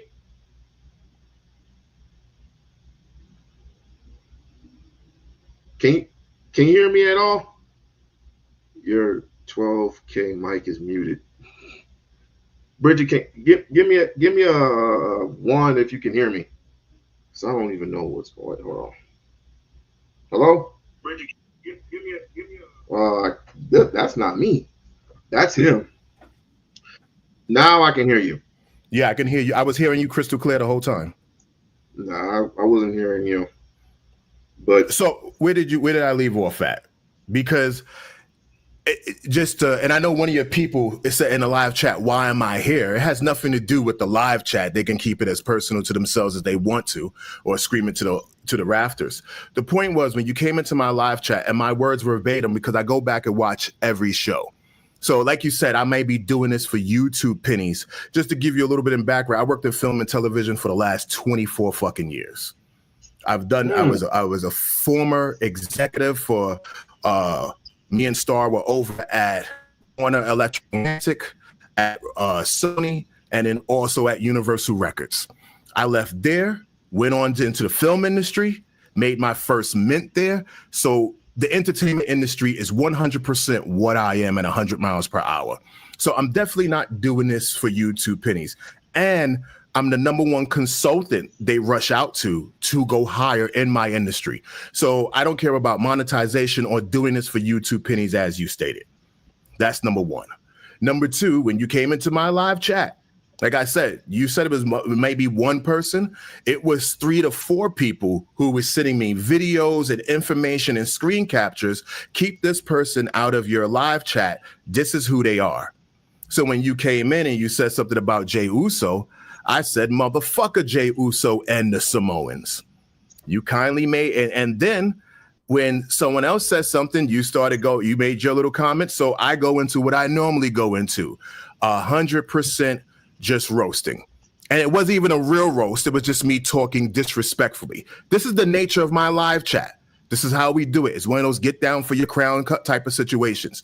There's sometimes 200, 300, 400 people in there. Some days it's a calmer day where it's just 100, 120 plus, 200 plus. But they start to email me. And as I'm getting information, they said, oh, Umar Johnson supporter, tricks off on women and then gets upset at them because he can't get what they want from him. So as this live is going that you are in, at first, if you go back and watch, I honored your comment and respect that you had your own perspective. And then as I'm being berated within the live chat and in the emails about you, because I'm not in what they call the dirty sector of YouTube, which I don't believe is a real fucking thing, or the black sector. I don't believe that people call it the dirty sector. It's impossible. I've sat in the YouTube offices right there on 14th Street. They just call it a black sector. I don't call it the dirty sector. That's the YouTube streets for doing that. So as I'm processing all of the information coming in, I have to process. If it's coming in at me at 150 miles per hour, I have to process it at 175 miles per hour in order to keep up with the live chat, emails, and everything that's happening. So once it goes off and you hear someone's disrespecting women and they're sending, watch these video links and do this and do that, it naturally says, all right, then handle person accordingly. You get what I'm saying? So when you did your whole hour live, again, 20 different people emailed me. Was I being disrespectful? Was I being disrespectful, or was somebody else being disrespectful to women? They said it was you. Because, and I only combed through some of it, and some of it is subjective. Let me say that at first, because if you're not used to black content, who was I being disrespectful? I'm never ever disrespectful to hardly any females. Who was I being disrespectful? Hold on for a second. I'll read it right off to you verbatim. It was said, he's from the black dirty, from the dirty section, man affair. He harassed black women and he tricks on them to get them to come in, and then he cheats on his wife with the man affair bros via asking for his money back if they don't give him pussy. That nigga's weird, and they don't fuck with him. He tricked himself into brokenness. I'm telling you, he's weird. Get him out the live chat. First of all, that's one email. I don't fuck with the manosphere at all. I don't entertain none of that, because the manosphere creates absolutely not one bit about money, not one. So it's not something, as a person who's seen it from the outside. I'm one of those people. I'm literally a part of the machine, and even though I'm no longer a vice president of one of the biggest studios right now, I'll take consulting jobs. And I know how we see the YouTube sector. It's not a place it's not a place to make a career. You can make you can create a career in a certain network, but it's not a place to create a career. So for me, if I'm going to use YouTube, it is going to be, i.e. for fun, and 2, to push Black talent forward. I can give a fuck about a Samoan or a white person. And if you've been in this live chat or if you watched some of my videos, like you said before, I 100% do not support anything that's not Black. White people already have 100% platform for themselves to move forward, to articulate themselves, to express themselves, to dedicate themselves to, and so on and so on. So when someone comes into the live chat supporting Samoans who have unapologetically robbed Black culture at 110 miles per hour, the guns come out because they have a platform. They got Papa Rakishi screaming for them. They got Mr. I Don't See Color Triple H benefiting for them. And especially me as a person who is it's fuck Triple H all day. It's fuck Triple H all day. And I'm going to say this. You're talking to a person that even in my videos, I find and show, and I turn WWE in 04. The issue that I had with Triple H at WWE and MTV week at 1999, and not turning down WWE once, but turning them down twice because I was making more money in film and television and music. So why would I sign a shitty $500,000 a year contract when I'm making a mint quarterbacking my people and other facets of entertainment? That makes no sense to me. So when I hear people, when you came in and you was in support of the Samoans, first thing I go is, we can't have that. That's for Rakishi and them to do. That's for H and them to do. That's for who just bought WWE or for TKO. That's for Silver Lake to do before they sell it off to the Saudis. Let me say this. So you understand where I was coming from when I'm going off. And then once you came back at me, I'm going to keep going. Okay, let me just say this. I see the Samoans as being nothing but Samoan niggas. Maybe they're not. But if that's be your opinion, I mean, we can argue about it all day. Allow me to interrupt you with this. A Samoan in polynesian is white Australian and Chinese mixed. Asian, yeah. Which makes them Asian. They're not niggas. What happens is Samoans come into the Black neighborhoods, especially I got family in Compton, I got family in Watts, I got family in the Bay, I got family in East LA, and I go out there consistently. What you got is a bunch of Samoans that move into those Black neighborhoods because they are impoverished, because they don't have the finances to do so, and then Black people, being as loving as they are, adapt and support these fools. And then they come in and they take our culture, they indoctrinate themselves in our culture, they replicate, duplicate, and emulate our culture to the point where it looks like we're copying them. But if you go into there was a film we was working on, one of the fast films. You go into Samoa, the U.S. Samoas, and none of them act like that. You can go into East LA, you can go into the Bay Area, you can go into that. They may act like that in front of Black men and women. And they may fuck our Black men and women, but when they go back into their homes, it's the culture this, Samoa this, Idi Aputava, this, that, and the other. And that's me actually speaking their language because we had to go learn it before we went over there in the U.S. Samoas. So these guys actually come there and then they replicate us and duplicate us because we let one or two of them into a gang set, and then they go take the blood set and go out over there and expound it by 100 miles per hour, and then it looks like we're copying them. So if I see one person coming in, right, agreed. So if I see one person coming into the live chat and it's support of a Samoan, motherfucker Samoan. Now that is just on the naturalness of the chat. But when you get the emails and you have to start moving as fast as your process is moving, you now have to adapt and move accordingly. Then you get time to process. So after I read through and started watching your videos, forget me putting the Summer Jam screen. That's a New York thing. Fuck all of that. When you begin to process the content, I then say to myself, allow me to go sit through a few of his lives and watch quietly. That's when I joined the conversation. Forget all that wrestling bullshit. I can only communicate to you at the level that you are communicating to me at. as a listener to the show. So I can't come in there with wrestling talk. I can only come in there and talk about marriage and culture and relationships as you was talking. So never think I wasn't coming in there to troll, but I will have to say, this is why this had to happen. This is why this was said. This is why this, that, and the other. So when you go and say, this nigga's married to a fat white woman, the only thing a white woman can do for me is give me money and suck my dick. It's black women all fucking day. I don't have any kids. I care more about my career than I do children. I don't even like being around kids. I don't even like kids. So when you made that hour-long video about me, I have to sit back and go, well, let me assess how he communicates, i.e., why we're sitting here right now after I came from an event. And you also said in your last live that we need to talk. So I agreed. Yes, we do. And that's why I'm here now. First and foremost, how was the event? I can care less about it. It's a bunch of people trying to figure out what network they can get down to. I don't give a fuck about that. It was irrelevant. It's an event. Broke people are trying to find money, and us people with the money are trying to find out how do we make more money. So you got more people kissing ass and trying to be friends. Can I ask what your purpose is as far as life in general? Oh, to push only black culture forward in the means of entertainment. That's it. To give us the even platform than what we've ever had in any other space. Because you're talking to a guy who, go ahead. So in that case, why are we arguing? I didn't say we were arguing. Where did you get we were arguing at?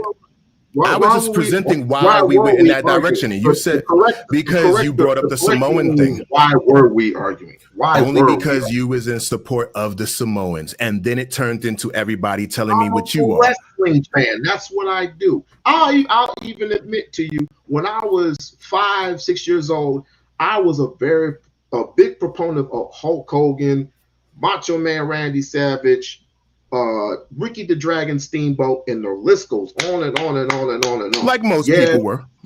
Like, it's an indoctrination.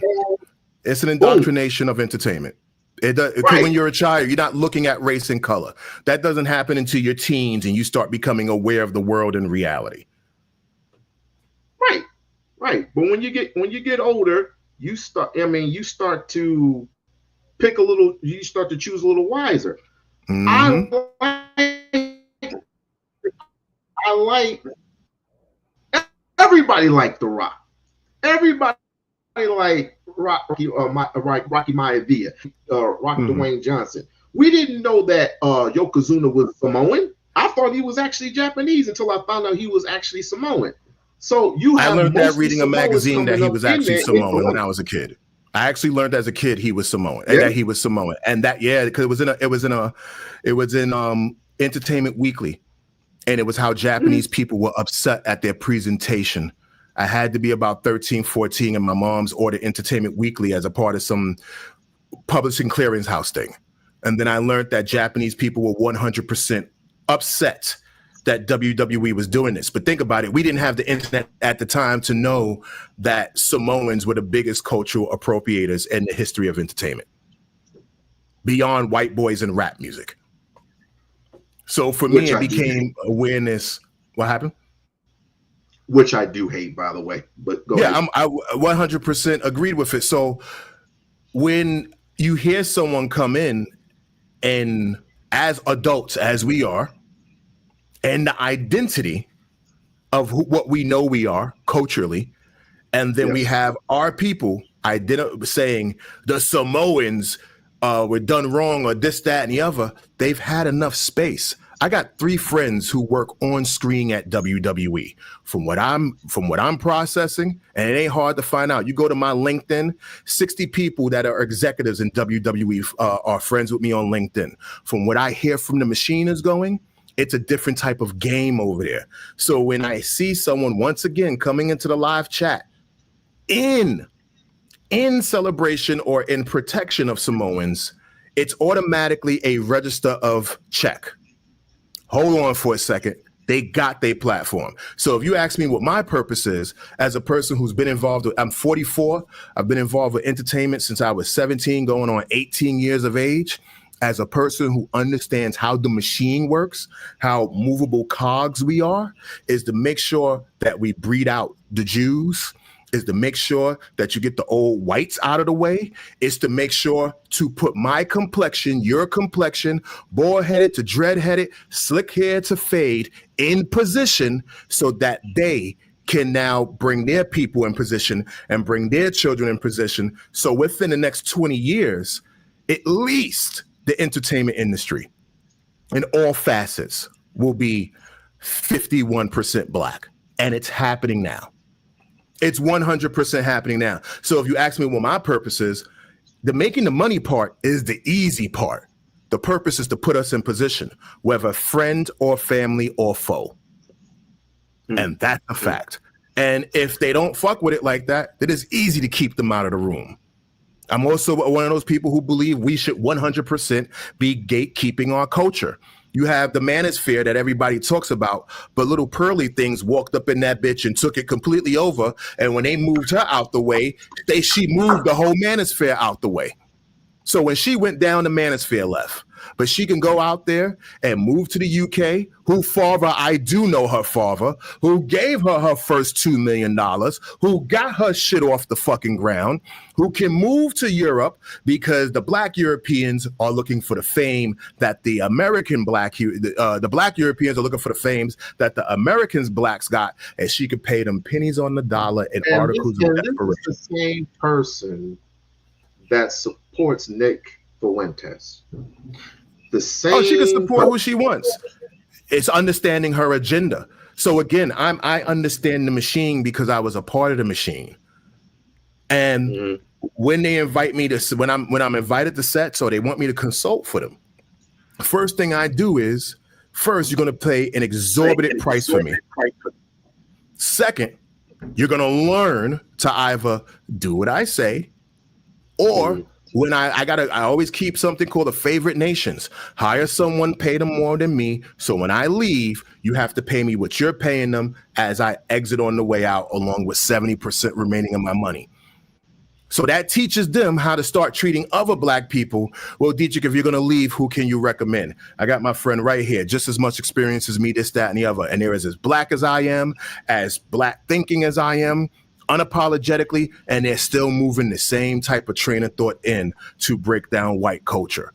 So when I do that show, and I, again, to address why I went off, when I see someone supporting a stable of people who already have a platform to fail on publicly, we can't fail publicly yet, but they have a platform to fail on, there is no protecting that train of thought in the live chat. And that's where we saw a difference at. Did it turn into a barrage of insults, disrespect, and this, that, and the other? Of course, that is the nature of my lives. But if you notice, and you go back and you watch that video, and you go to your section, you will see everybody talking about we don't support nothing but Black here. So what you was in was an unapologetically Black chat. Whether you knew that or not, it's not your thing. And if anyone go watch any of my videos, you will know that I'm unapologetically Black and in position of moving us forward. Well, that was the, and I mean, well, that is clearly the case. Yeah, all my videos show it to detail. I know, because on my way to California, I was listening to you when you were cooking Booker T. Because of what X-Boon Coon. And, you know, I don't know what Stevie Ray feels about it, but Booker T could have been one of them ones that could have just said, fuck you to Triple H and fuck you to Ric Flair. I'm gonna be honest with you. When I talked about it live, and when I had my first dark match in Washington, D.C. for WWE, first thing I noticed was how Michael Hayes looked at me and how Bruce Pritchard looked at me. Because I was warned, pay attention to how those two look at Black men. And then I saw that moment when Booker T said, that may be so. And then I remembered my experience at WrestleMania at WWE at MTV Week, because I used to be in and out the Paramount building here in New York City. And I remember I remember exactly what Triple H said about me. I did a whole video about this and what he said to me. And I said, oh, niggas don't got an opportunity over there. What Triple H said about you? Because we were all in the same green room. And then when we was over there, I remember I walked up to him. I carried a cassette tape and a DVD at the time, and I handed it to him. And he looked me in my face and he goes, there's nothing we can do for people like you. Fuck are we talking about? At the time, I'm 6'1.5". I'm 290 pounds of muscle, steroid free. I move like a fucking cat. Women find their way in my attention, so I already knew. And I already proved that I had sold 100,000 t-shirts, because I would get my own t-shirts printed and then put a barcode on them, and then we would type it into our little IBM computer at the time. So every t-shirt, so I already proved that I can make $1 million off of my own t-shirt sales. There was no one doing this on the independent scene between 99 and 2004. So at 23 years of age, when I get to WrestleMania 20 and I'm sitting behind the USA Network people, there is another conversation taking place. And we're all talking. So at that moment in time, I was like, you know what? I'm already, because I have a unique NDA, I'm already an executive over at the main studio. Why the fuck am I going to dance for their little $500,000 a year that I'm going to get taxed? In New York City, I'm going to get taxed at 48.7%. So I'm down to 250 something thousand a year.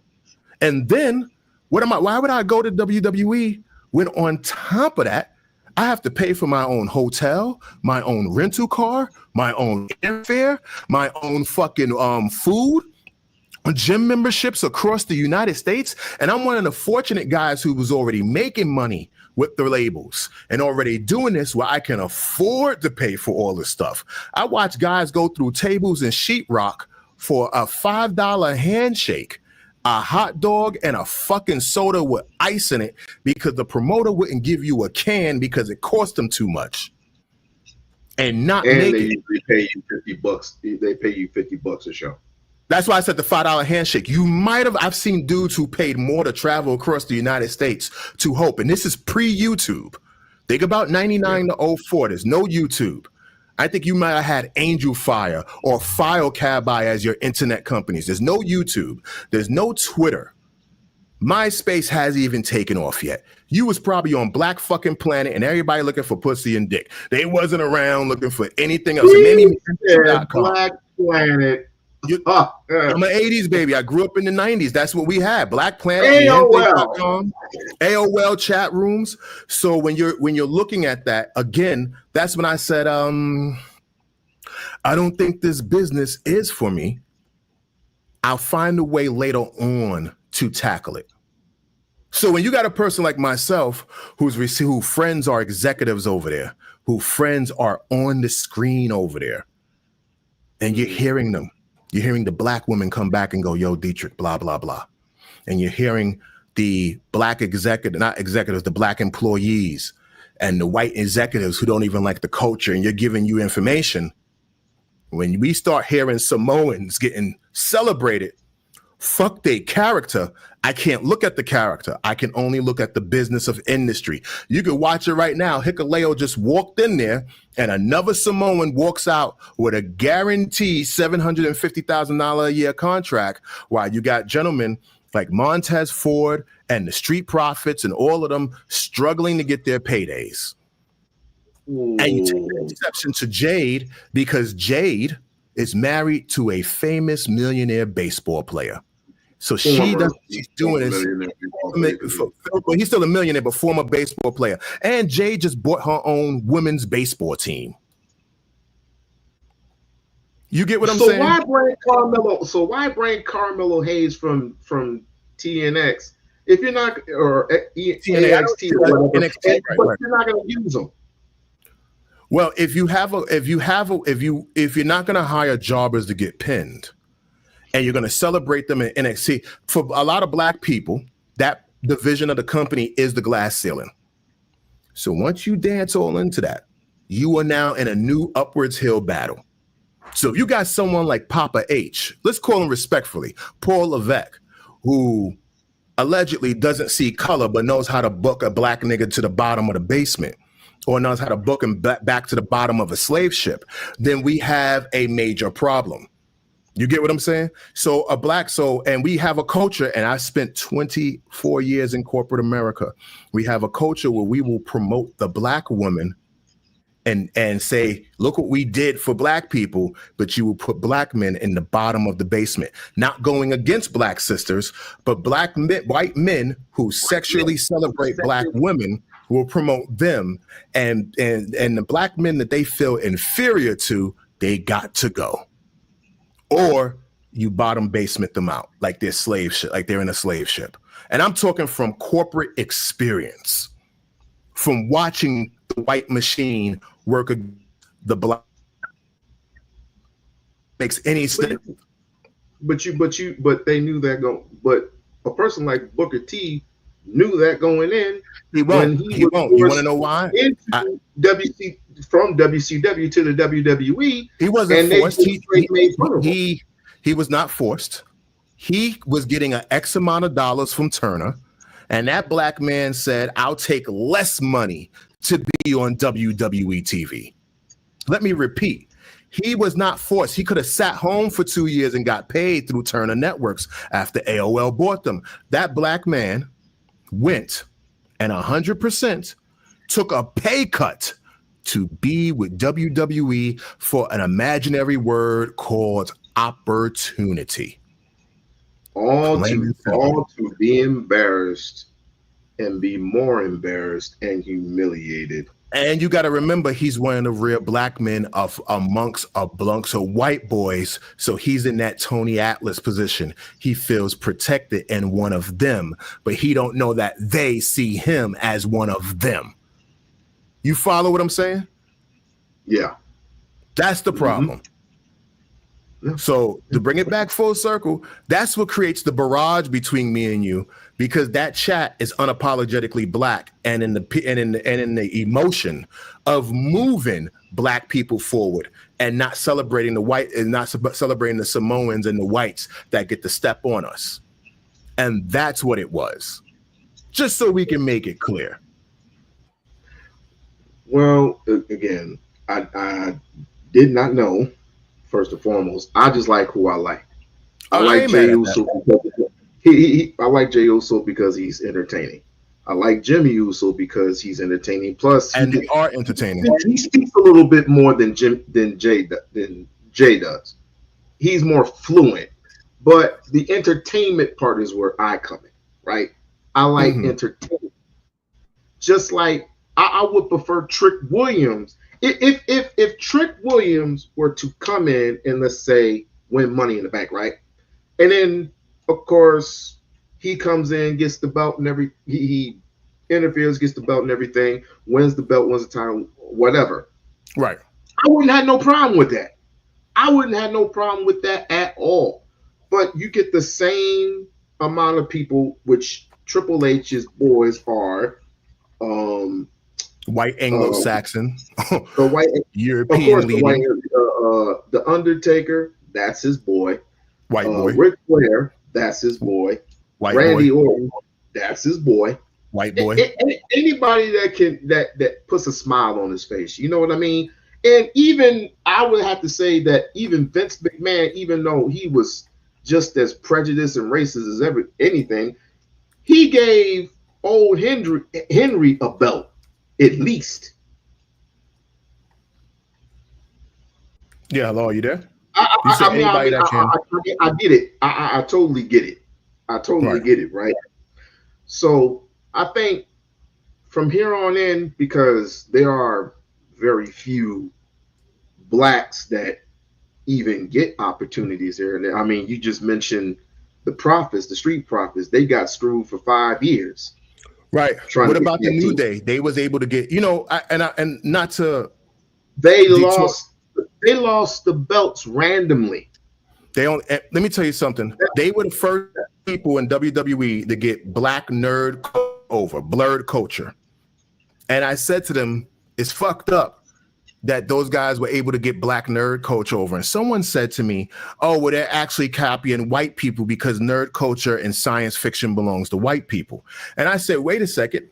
In 1859, there was a man by the name of Martin E. Dinley who created science fiction.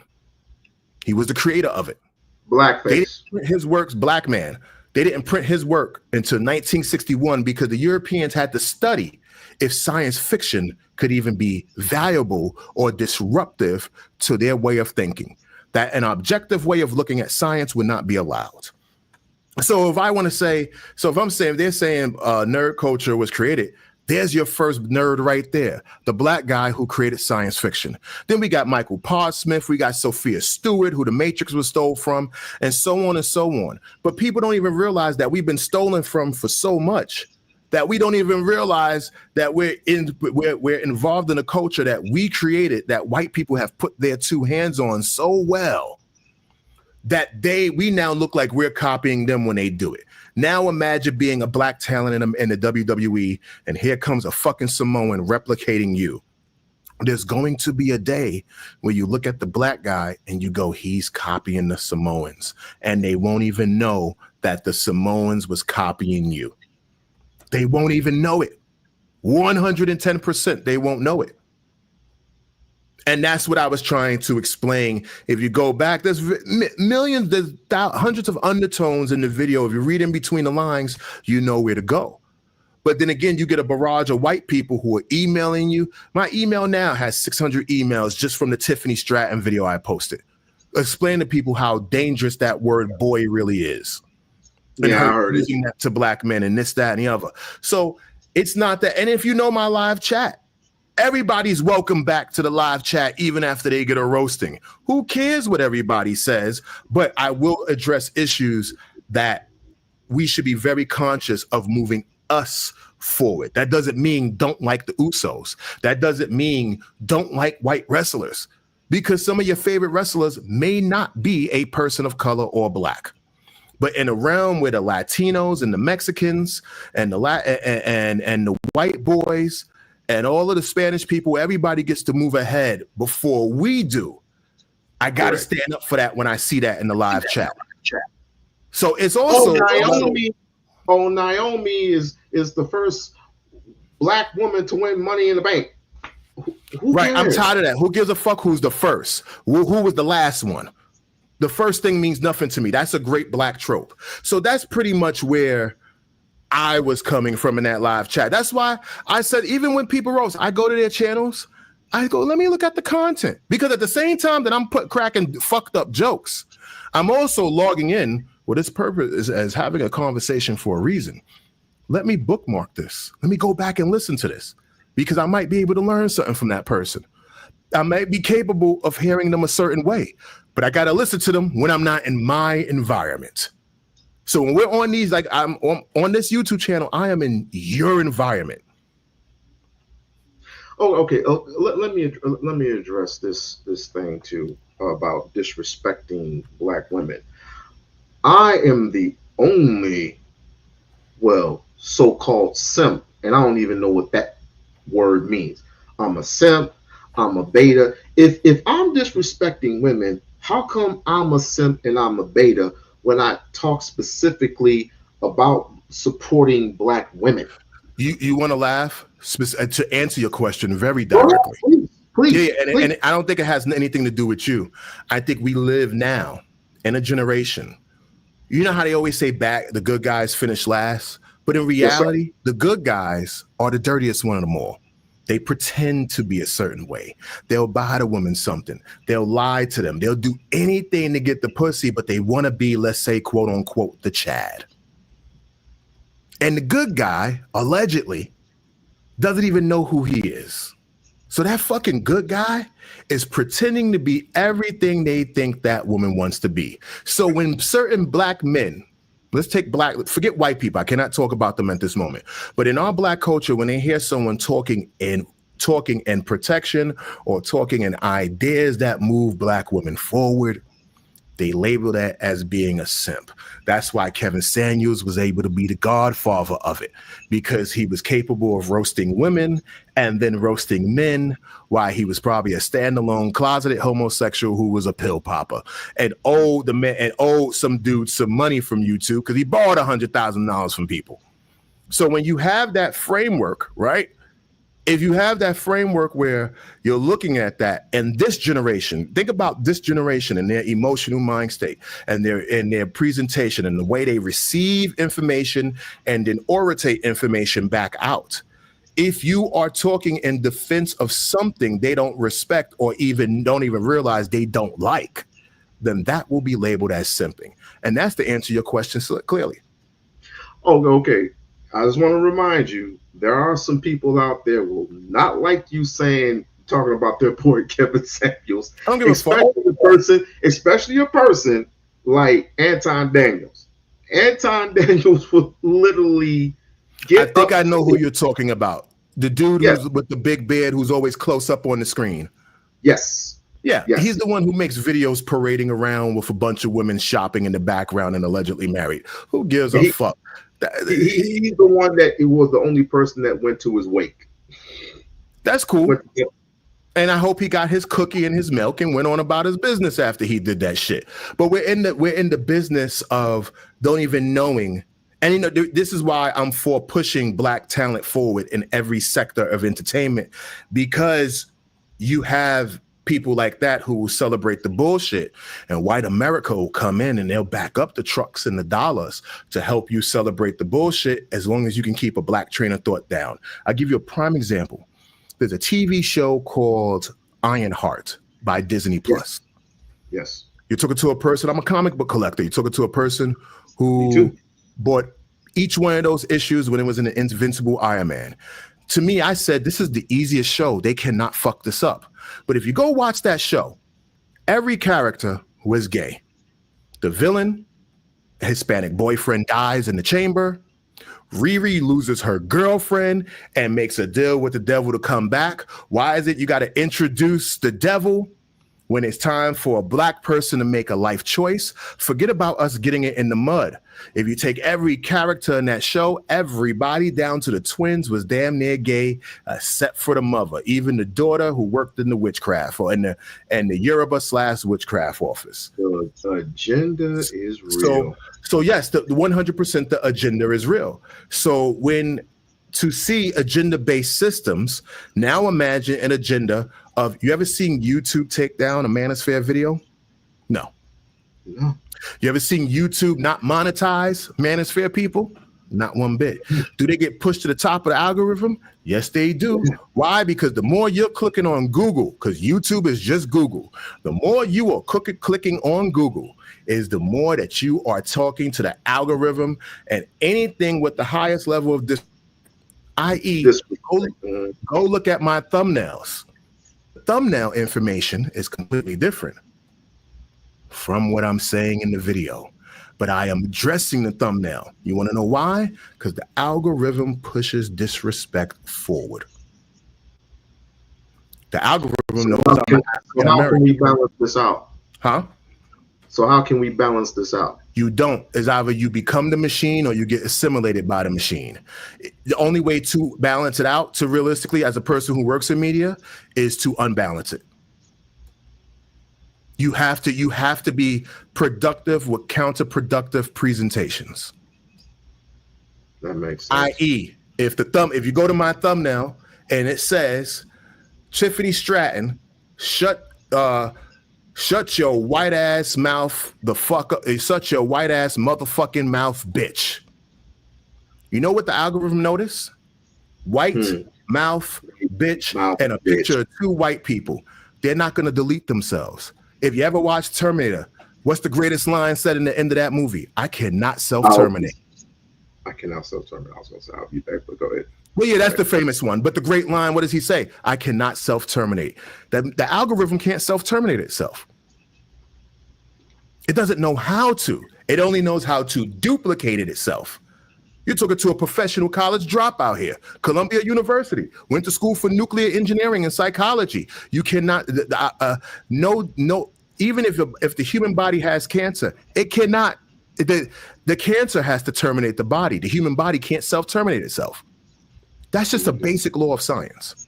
So now imagine building a machine. And you building a machine to consistently and adaptively learn. It can't self-terminate. It can only replicate. And that's how I'm getting away with what I'm getting away with on YouTube. No one else can even push that. They can't figure out how I'm pushing the button. I can tell you and talk into these YouTube channels, and the machine can only duplicate this conversation. It cannot generate this conversation. Well, I can tell you this much. Anytime you talk about their famous boy, whether it be Trump or whether it be somewhere lower the tier like a Nick Fuentes, I talk about Nick Fuentes because of the things that he said about black people, right? Oh yeah, egregious. And he said it unapologetically. Right. Then I had some white people come up and come up on the panel, and we literally had a discussion of, well, you know, blacks kill more people than whites do, and all this other shit, and so we had to break it down logically and with truth and with facts. And I had to say, well, where do you get these specific facts from? And blah, blah, blah, blah. And then afterwards, it was, you know, troll fest. Everyone came in, even black dudes came in there talking, you know, calling me the N-word, which is so much of a disrespect. And let's say it directly. That's 100% what niggas do. Hard ER. That's exactly what niggas do. A nigga will come in and call another nigga a nigger. Especially in an event, because now you have a white prototype in front of you that they want to get in front of. And all that white guy has to do is lean back and let you guys attack each other. Marketing one-on-one. Why do you think, what's that, Jason Whitlock? Why do you think he gets away with? Jason Whitlock will disrespect black men, trope and make white people look palatable. And this, when he thinks he's losing his black audience on every click and every penny, what does Jason Whitlock do? He pulls out his fucking Bible and he begins to read words from the Bible. You want to know why? Because they know that that's when white people will say, well, look at that. That's a good old boy. And that's when black people will start to reel themselves back in. Like I told you, I spent 24 years in the heart of the machine. I'm a professional college dropout. Professional. I was made. Does he know, Jason Whitlock, does he know that the Bible was written by the government? And it was written by a European government. Let's keep that real. King James, a faggot himself. A faggot, yes. A gay man himself. King James. Who fucked his own cousin. And this, that, and the other. So the book is still a government commissioned book. But they won't acknowledge the Ethiopian Bible. And that's a conversation of a fucking day. You feel what I'm saying? That's really a conversation. And you're talking to a person who, like I said, professional college dropout, with in entertainment, was a stripper at one point to make money in straight clubs, and the Men in Color Review, as a person who even looked how white women looked at black men. My whole life has been paying attention to how racist, going into the music industry because my brother was in it and I was acting manager and then got to be a part of the machine. I remember seeing a memo that literally said, there was black artist name on there. The more gang talk is on there, the more disrespect, the more shoot 'em up, bang bang there is. Bring their demos up. If that wasn't in there, the demo didn't make it upstairs.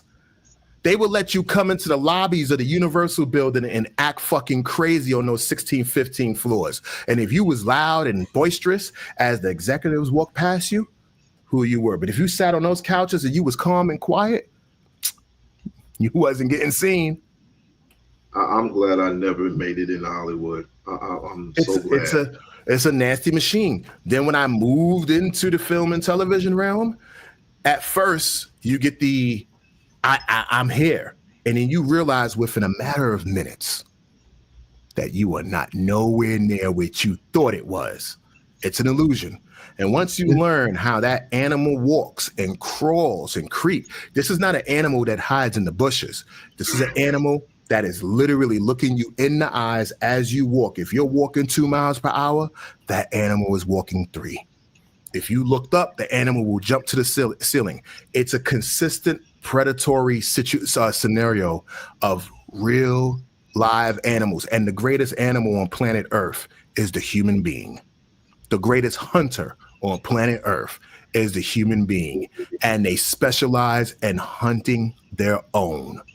They are 100% a psychological carnivore being, the human being, the greatest hunter of its own in the history of the world. And you can't tell me no otherwise until I watch mothers sell their children for a record deal, till I watch people sell themselves for the illusion of opportunity when you could have built it and did it yourself. So this goes full circle why I was very adamant when I saw the fuck we talking about Samoans up in here. Because them niggas, they got an animal working and moving for them. You get what I'm saying? Now, easily, we like who we like. I enjoy Roman Reigns. Yes, but you can't forget that Jewish man, Paul Heyman, went up there and said, and I quote, "He's our version of Larry Hoover," which means you're designing him after a Chicago black gangster. And when you got Paul Heyman, the great thinking Jew that he is, now rating the way certain people look, they go to what the coolest thing was. And what's the coolest thing of them all? Black people. Is it no mistake that they look like they was in the film New Jack City when they was the Street Profits? I mean, when they was the Bloodline, but you wouldn't let the other black men who everybody thought was the most dominant. Is Reno Reigns. Yeah. There you go. The J Usos and I get it. But why? But now CMB is the Bloodline. Right. But you wouldn't let the Hurt Business be Nino Brown in them. Ooh. So you take their momentum away, break them down, and here's the white daddy and the Jewish daddy telling the Samoans, be niggers. And we're going to celebrate that. And we're going to give you 5 years on top. Don't worry about what everybody got to say. They'll love it. Well, as far as and you know why black people love it? Yeah, and you know why black people loved it? Because we saw ourselves and didn't even know we was looking at ourselves, which goes to prove my point. It's going to get to the point where you think that they're going to say you're stealing from us, but we don't even remember that they stole from us. They'll say you stealing from us, those Samoans, but black people won't remember that they stole from us, and we're celebrating ourselves without even realizing it. And that is a fact. You don't believe me? Jazz music. You don't believe me? Rock music. You don't believe me? Classical music. Steely Dan. Yo, there was a band called Def. And this is a case study. And this band called Def created punk rock. And they went all around the world. They went to over 100 record labels, got on a plane and went out there and shopped all the music out there, right? Everybody told them this is not going to work. This is not going to work. Every label found 4 or 5 white boys to replicate the sound and put it the fuck out. So even when we was pushed out of classic rock, traditional rock, Americana, which was stolen from an African group that created it, and the western side and the blackest side of Africa, who created that Americana sound that the Beatles used, that everybody else used at that time, we don't even realize that that was our sound that they took. So now this black group in the early 80s, late 70s, early 80s, they're pushing this sound out. And everybody who they went to created their own group with the same sounds. And here we are again. When people say, well, we need to create our own, motherfucker, we've been creating our own. We just keep moving on and creating something new. And white folks keep coming in and taking it. Just coming in and taking it. That's it. So that's why it's simple. That's why when I came into your chat last week, if you noticed, there was no jokes. I was actually responding to what you and the woman were talking about, because now I'm in someone else's platform. I'm in someone else's environment. This is not one of those things where you bring Rome with you. You act accordingly and you readjust. Even if you are reckless in your world, let me come in here and follow the momentum. And I understand that. Haven't we been reckless enough though? I mean, this is sometimes recklessness isn't as good as we have been reckless enough, but sometimes recklessness isn't all in fun. And at the end of the day, the live chat on my side is all in fun. It's not. You know why? Why? Because a couple of after our feud, I think it was the day after, there was two YouTubers, right? Two YouTubers. Mm-hmm. One was Mexican, lived here, and the other one I think lived in Arizona. I don't know if you heard about this. But is that the one who went and shot the other one? Shot right across. Yeah, that from happened. The, I think that happened within the same week. Right. They came out there and did that. So I said to myself, I can't do this. I cannot do this because I have too much to lose, and I'm sure you have too much to lose. Everybody got too much to lose, and I'm one of those. And I'm one of those people. Once the live chat is over, who gives a fuck? It's over. But there are some people who don't have the emotional fortitude to begin to process. What's the good old fashioned hip hop line? Sometimes it's just wax, and in some environments, it's not just that. That's why when people come into the live chat, what is the first thing you notice I do? What part of the United States or what part of the world you're coming from? That's me learning my audience. Then, are you male or female? Are you this or you that? To the point where I could tell you the few autistic people in my chat, and you just got to let them get it out. And you let them be free. But if you go look through my live chat, when I'm going off, I let niggas get completely ignorant. And then I go off on them. And guess what? They come back the next day. Because you know what trolls do? They return to the hole they want to cook. They want to be back in. Correct. So why would I block them? If they're going to come in and enjoy it, don't be mad when you get roasted. And then there are some people we have outside conversations with, like me and you are having now, and they come on back. This is not about attacking human beings. It's the nature of it. It's like if you go outside and you know that nigga Donald across the street is going to cut your ass. You got to be careful because you're going to say something slick to stupid ass Donald. And Donald going to roast you to the end of time.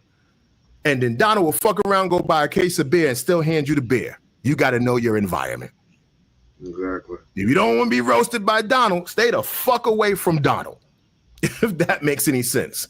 So my live chat is one of those clear, get down for your crown type of live chats. But my live chat is unapologetically black. And the white boys in that live chat, they better learn how to start liking brown while they're in there. And they respect it. Because not everybody is against everybody for that's not the. So that's to bring it back. That's why when I came into your live chat, I understand that they were blocking me or timing me out. This shit don't make no never mind. It's just a feature on a what. I wasn't too much paying attention. I wasn't too much paying attention because I was talking to a young lady up here. But I was all right. Let's just be respectful of one another. Yeah, I was just talking about me saying marriage is a business, and it wasn't. Right. And I was just talking about how marriage is a business, and they didn't agree with it. Not everybody, that's why I said in the live chat, it's all right if we don't have the same train of thought because there's not one type of marriage. You get what I'm saying? There's not one architect for two people, a man and a woman. I can't speak for gays. I'm talking about man and woman. There's only one type for man and woman. There's not one type of way man and woman can come together. There's not one type of this, that, and the other. Some believe in love. Some don't believe in love. Some believe in being honor and duty. Having honor and duty to a man. Mm-hmm. And some people like myself, they say, okay, once we get married, it's me, you, and the government. But if you notice, I didn't come in trolling. I came in only talking about the conversation at hand.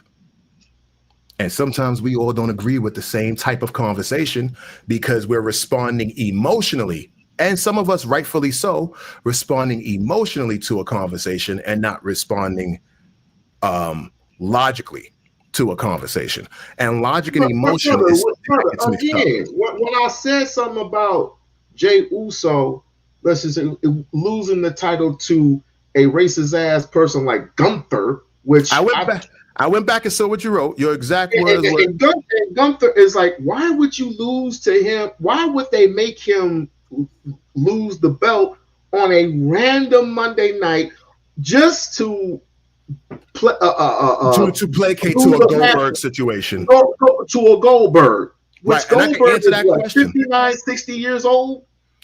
But now think about it. Yeah, he's got to be going in his early 60s.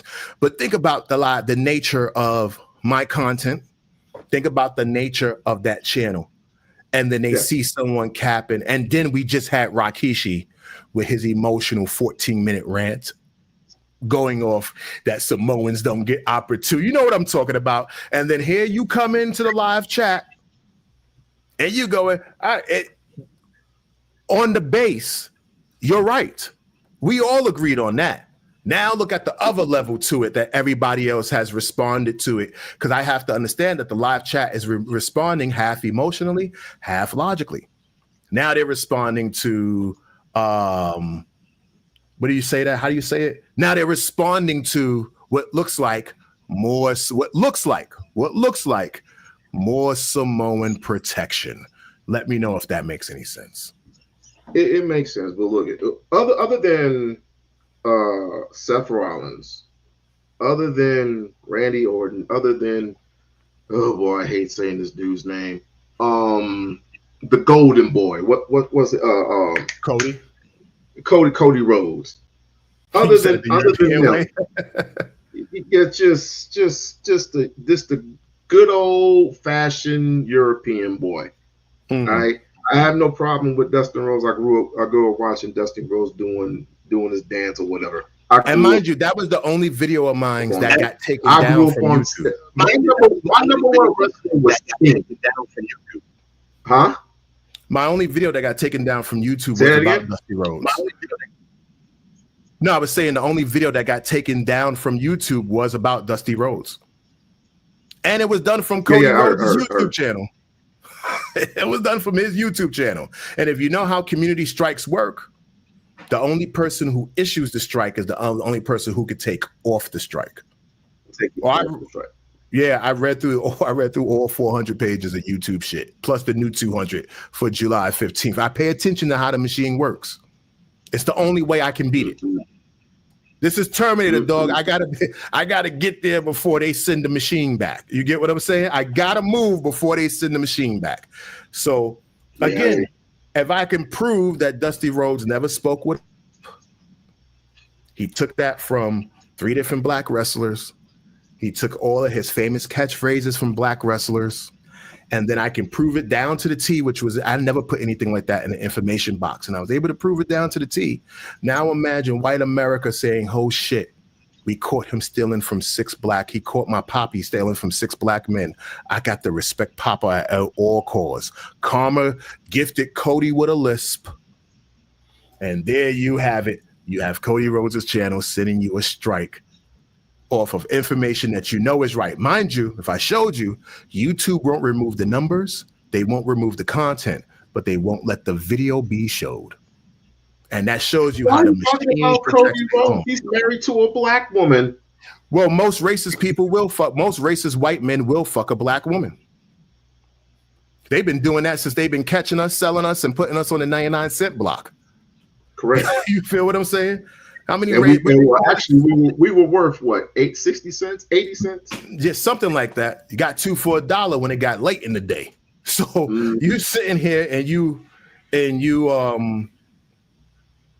sitting here and you're processing all of this information, and the only person who put you under attack, the only person who felt attacked, was the white person who couldn't disprove what I was saying. So we'll let you keep your numbers. We'll let you keep your 20-something thousand views. We'll let you keep your 1,000 likes. We'll let you keep all of that because it helps the algorithm. Mm-hmm. But we won't let you put that video up, which means the machine couldn't duplicate hurting itself. Yet I see swastikas being burned on YouTube channels, and they'll show 100%. those all the time. 100%.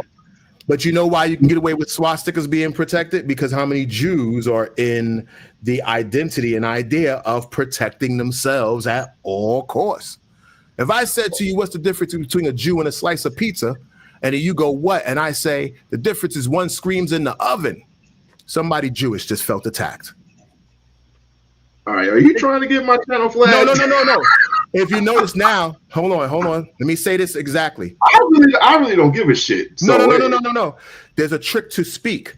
So if I call someone a faggot and I pause for 3 seconds, I just cleared myself of any problems. So I can go, fuck that motherfucker, and then tap my head. You know what I was thinking? I didn't complete a sentence. It's like writing a contract. The moment you put a comma in there is the moment they can wiggle in and get you. The moment you put a period in there is the moment the legal team can now stop. But if I give you a ... and I go, fuck them, ... Now let's get back to what we were talking about. I talk strategically because the machine has taught me how to speak to it. Just imagine every video you post is automatically in the help of Skynet, for lack of a better term. Mm-hmm. So it teaches them how to communicate back to you, and then it tells you what you can't say to anyone else. And that's how you got to learn it. But I'm sure you know that computers only learn and adapt from your lingo, and it's just right. So we may say, I may say to you, yo, we may record. I'll be back to the video. I'm going to the motherfucking store. I'm gonna handle my business. That and the other. You know, I love you, baby. I'll be out. You get what I'm saying. You know what the machine read? I am going to this store. I'll be back in this motherfucker in a little bit. Love you, baby. I'll be back. It's processing it like that. The machine can't read with emotion because it doesn't understand the definition of emotion. So when you're looking out algorithms and you're building algorithms in your community, I can take anyone's YouTube channel and go, I guarantee you, I can tell you exactly what to do with this, and this. You know how I knew to do with my YouTube channel? Because I was doing it for other YouTube channels. So it's not no mistake that if you look at the beginnings of my YouTube channel, and I use my YouTube channel, it's $1 million worth of advice for free. If you look at the beginning of my YouTube channel, it was me learning how the machine learned how to talk in between spaces. There's a certain font size the machine can't read past. So there's a reason between the distance and every letter in the font, how I'm placing the font, how I'm spacing out the images. 30% of real estate for you to identify, 68% for you to read. This is all an art form. It's not that it's an art form, it's the machine you have to talk to. So the first viewer is the machine. That's why I can tell a racist joke and it will not affect your channel. You want to know why? Because what you didn't catch was the pauses. What is the difference between a Jew and a slice of pizza?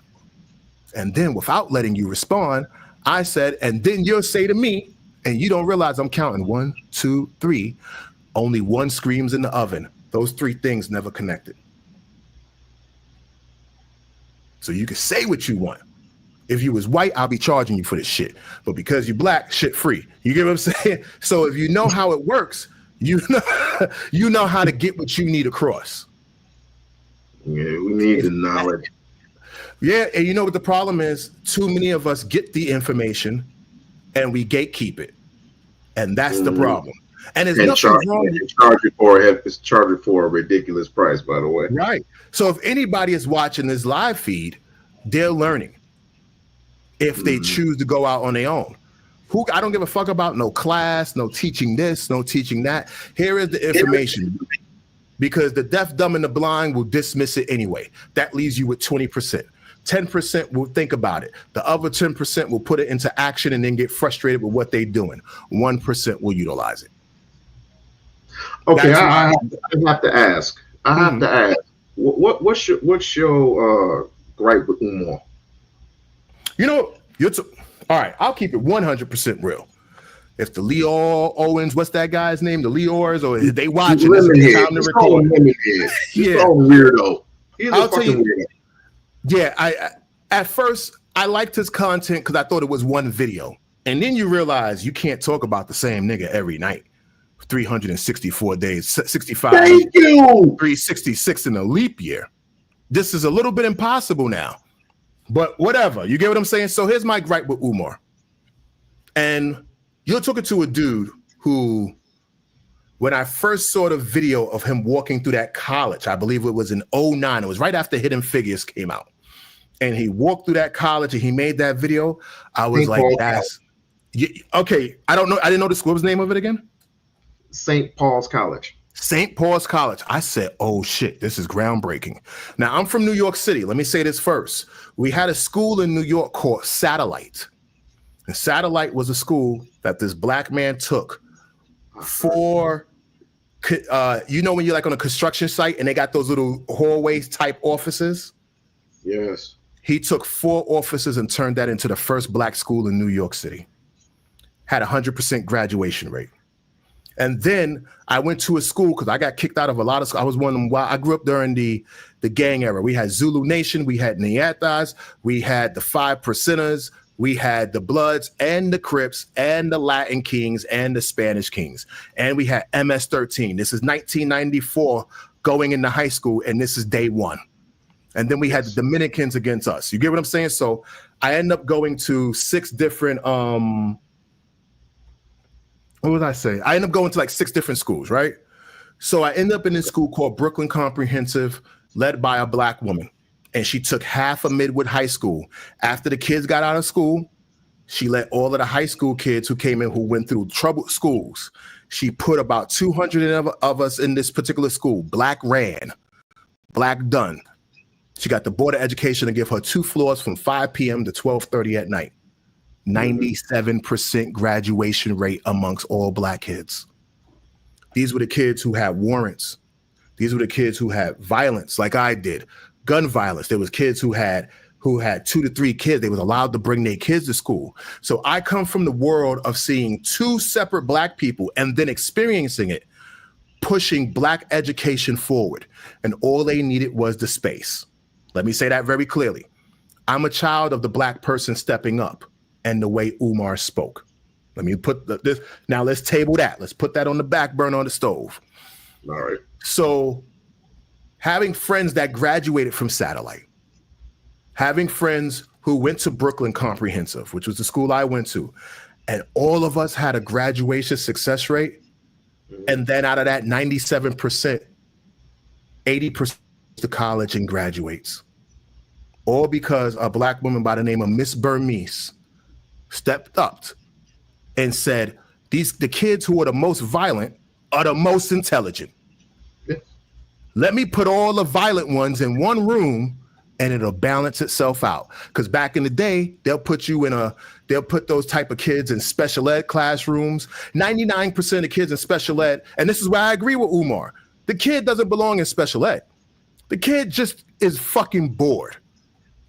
I'll give you a prime example. When I was in school, the teacher said to my mother, Dietrich's not learning. My mother said, why are you not learning in school? Ma, they keep teaching me the same thing twice. My mother said, why are you not learning? They keep teaching me the same thing twice. She didn't learn that her kid already learned 1 + 1 = 2. So now I'm bored with us going over this. I didn't know this at the time. They gave me an aptitude test. All of a sudden, oh, your son's a rocket fucking scientist. Let's skip him a few grades. I never forget my mother's words. That Doogie Howser shit only works for white America and TV. He will stay in the grade that he's in, and he will grow with his people. Because all of the kids in Spark Room and all of the kids in the special program were there for protection. They wasn't actually smart. They just separated the good kids from the bad kids and then took the bad kids from the bad kids and put them niggas in special ed. So the whole Board of Education, when it comes to here in New York City, is a trope. As you know, the same amount of money you get for a prisoner a month is the same amount of money you get for a kid. So the $3,500 in New York City that you get for a kid for completing 1 month of school is the same $3,500 you get for that human being in Rikers Island. aka state property, especially in the education system where we had one rich nigga named Rockefeller create the education system just to educate people to work in his factories, but not to actually learn. Enough to read directions, but not enough to create directions. Now, and that was for white people. So imagine how it trickled down to us. So as seeing my friends in Brownsville, Brooklyn, New York, graduate high school from this satellite school, and then being part of Brooklyn, it was called Brooklyn Comprehensive Night High School here in Brooklyn, New York. And I believe Miss Burmese died of cancer a few years later after I graduated. I didn't even think about, May she rest in power. Yeah, may she rest in power and peace and love. So now, here I am. Let's go back. I'm hearing Umar Johnson. And I'm saying to myself, oh shit, I know how this works. I'm a product of this. So he's talking my language in the beginning. And then he starts raising donations. And I'm all for it. I reach out to Umar Johnson. Hey, I got a deal with the city of Philadelphia. I can get you a warehouse direct. All red tape cut out. All this, don't ask me how I had to connect. I still got the emails. I had the fucking connect. Hey, if you want, I can get you these buildings over here. Hey, I can get you this warehouse over here. Okay, brother. Then when I responded, hey, we can meet in Philly, I realized I was blocked on social media. I was blocked on Instagram. I was blocked on Twitter. You start saying, I didn't even talk crazy to this nigga. All right, fuck him. Maybe he got a different agenda. Maybe that's not the route he want to go. Maybe he felt like I was being a troll. Whatever. You know how you just dismiss it? It's like, he does that sometimes. Yeah, and I ain't mad at it. And don't think I didn't get at him a few times on some trolling shit. Yes, I did. But that was after that. So now you're starting to see this. And then my homegirl knew the contest stripper. And my homegirl knew her very well. And this is before the news broke. And she go, Umar gave that bitch $250K. I'm trying to throw pussy his way. And I said, I know you fucking lying. And then 6 months later, the story come out of the $250K to the conscious stripper. I said, that's niggas' donations. That's strike number 2. I heard this before this dropped. Niggas was being sick. $250K, huh? That's allegedly. I'm just gonna say allegedly, but that's what I heard the conscious stripper got. Then that's the same homegirl who dropped the text messages. I love it when you call me Big Papa type shit that he was saying. All right, then all of this shit comes out. All right, who gives a fuck about all of that? Maybe Umar had an emotional mistake. And then it came to him consistently pushing back to school. And the greatest insult, you Negro peons won't come help me do this. So after that black man went and got his craft, learning his HVAC, learning his plumbing, you want him to come give that to you for free after he built a business off of making that happen.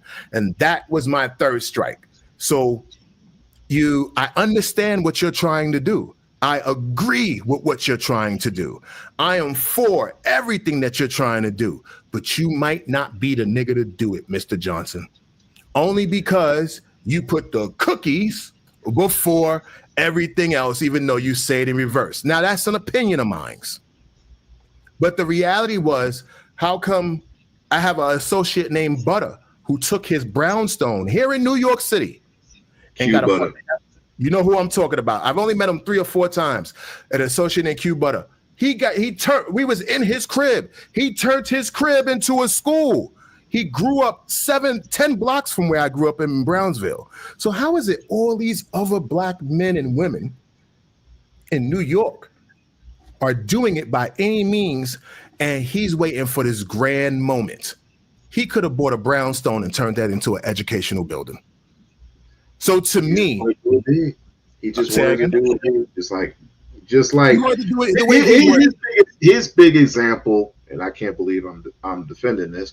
His biggest example is, if you can spend all this money on some unnecessary shit, and you got all these white folks buying up real estate, all over. Why can I can't buy this specific building in Detroit? Why can I buy this specific building in Atlanta?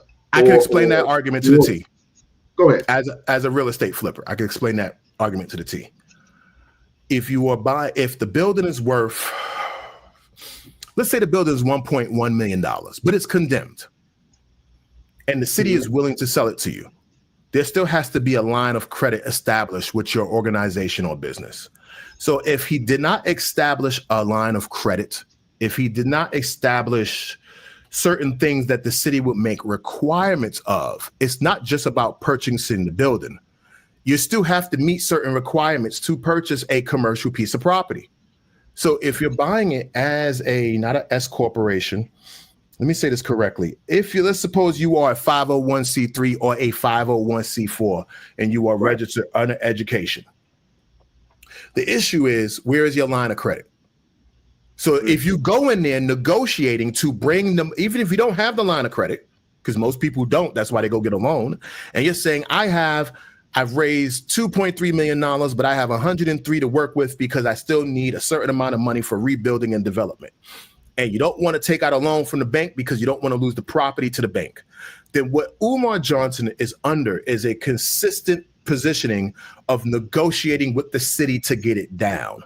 So that means he himself, and I'm saying this clearly, he himself was trying to negotiate the numbers down. And there was a bottom line that they couldn't go past. And then that can be looked at as, they don't want me to own the building, family. You know how he goes. They don't want me to own the building, family. And then he'll say it 3 times. So let's pretend I said it 3 times. So when he does, when you realize that, it's not that you couldn't buy that building, you were simply priced out. So when he got to Delaware is full of condemned buildings and warehouses. He got lucky that was a school, and he still purchased all that property for $1 million something. But he didn't have to go to the bank to take out a loan. He met all of the requirements with the money that he was willing to spend. And that I understand. Now we got the buildings. You know what I say to myself? All right, this nigga might be doing it. Let me just sit back and learn. This nigga might be doing it. Sometimes you got to wait a little bit longer to get exactly what you need in life. And I was all for that. And I just want to say, he knew this coming in, that this was not going to be a cakewalk, especially doing it on his own. And I think one of his biggest mistakes was kept announcing dates when he shouldn't announce the date until everything was done. And that's the other issue. So if you say we are in consistent development, the other issue was parading and putting everything on social media. He's just as vanity driven as his daughter. My man loves his attention, and that's good. That may be good marketing for him. He's a public speaker. He goes out all over the world. He speaks. He does this. So that fucking screen that we're on, whether it's on an iPhone, Android, television screen, or so on, he does need to create more momentum and more attention. This YouTube channel that we're on right now of yours, We-On-Loc Nation, We-On-Loc Nation, this needs a certain amount of attention so we can fuel the algorithm to bring more people to you. So that is a machine, that's understanding the machine. Umar, I have no issues with him doing that. The issue becomes now is, like I said, now you want everybody to do something for you for free because it's black. But they have a right to be a working business, and we can't ask people to give up something for free when they work so hard to finally start making money off of it. Oh, he was giving money away. He was giving money away to people. Yeah, but he also preached how we ain't shit for not giving them a certain amount of money, that black people ain't shit because they won't come work for free for him. See, these are his exact words. I'm not a person who watches something once and forget. I watch a few things over and over. I ain't Leo who gonna make 50,000. Leo probably knows every word from June 15th, 2024, and the underwear that slipped up on the camera. Troll. He's a fucking weirdo. Anybody who does this for a whole 16 years, it's got to be the biggest weirdo on YouTube. But he found his lane. He's not the only weirdo. Right. Some bitch named Anti-Afro Spengali is doing the same shit. She's got a book of tweets on Umar. I couldn't tell you. Let me tell you something. That shows you that this whole thing, excuse me for belching, this is not even my realm. You get what I'm saying? Like I watch it and I go, all right, cool. My realm is more media, film, television, entertainment. So when I see it, I process it and I go, Jesus Christ, well, that's heavy. You know what I'm saying? And I keep moving forward, you know, and that's the only way I can process that logically. I can't live within it. So if you ask me what my gripes were, one, you're talking to a child of a black woman and black men, not a child of, meaning of the generation who benefited from so doing what Umar. I have friends in Brooklyn, New York, and it's funny as we brought up Q Butter and other people. All of these people are from Brownsville who got this shit done. So I wonder what's the makeup of Brownsville, Brooklyn, New York that makes people just say, get it done by any means necessary. Maybe that neighborhood is wild. I came up in the height of the crack epidemic. Half my family was soldiers, half of them were crackheads. You get what I'm saying? That's what it was. Brownsville is the only place in America where you have 44 projects around each other. As a cop once said to me while the bracelets was on my wrists, he goes, you know the problem with your neighborhood is? This is the only place in America where 900,000 Negroes actually live on top of each other. And slammed the door. Came out the next day and said, Jesus Christ. I grew up in a 22-story building. You ever imagine growing up in the black projects and one of the buildings is just 22 floors. And you grew up in three. I'm from Lansing, Michigan.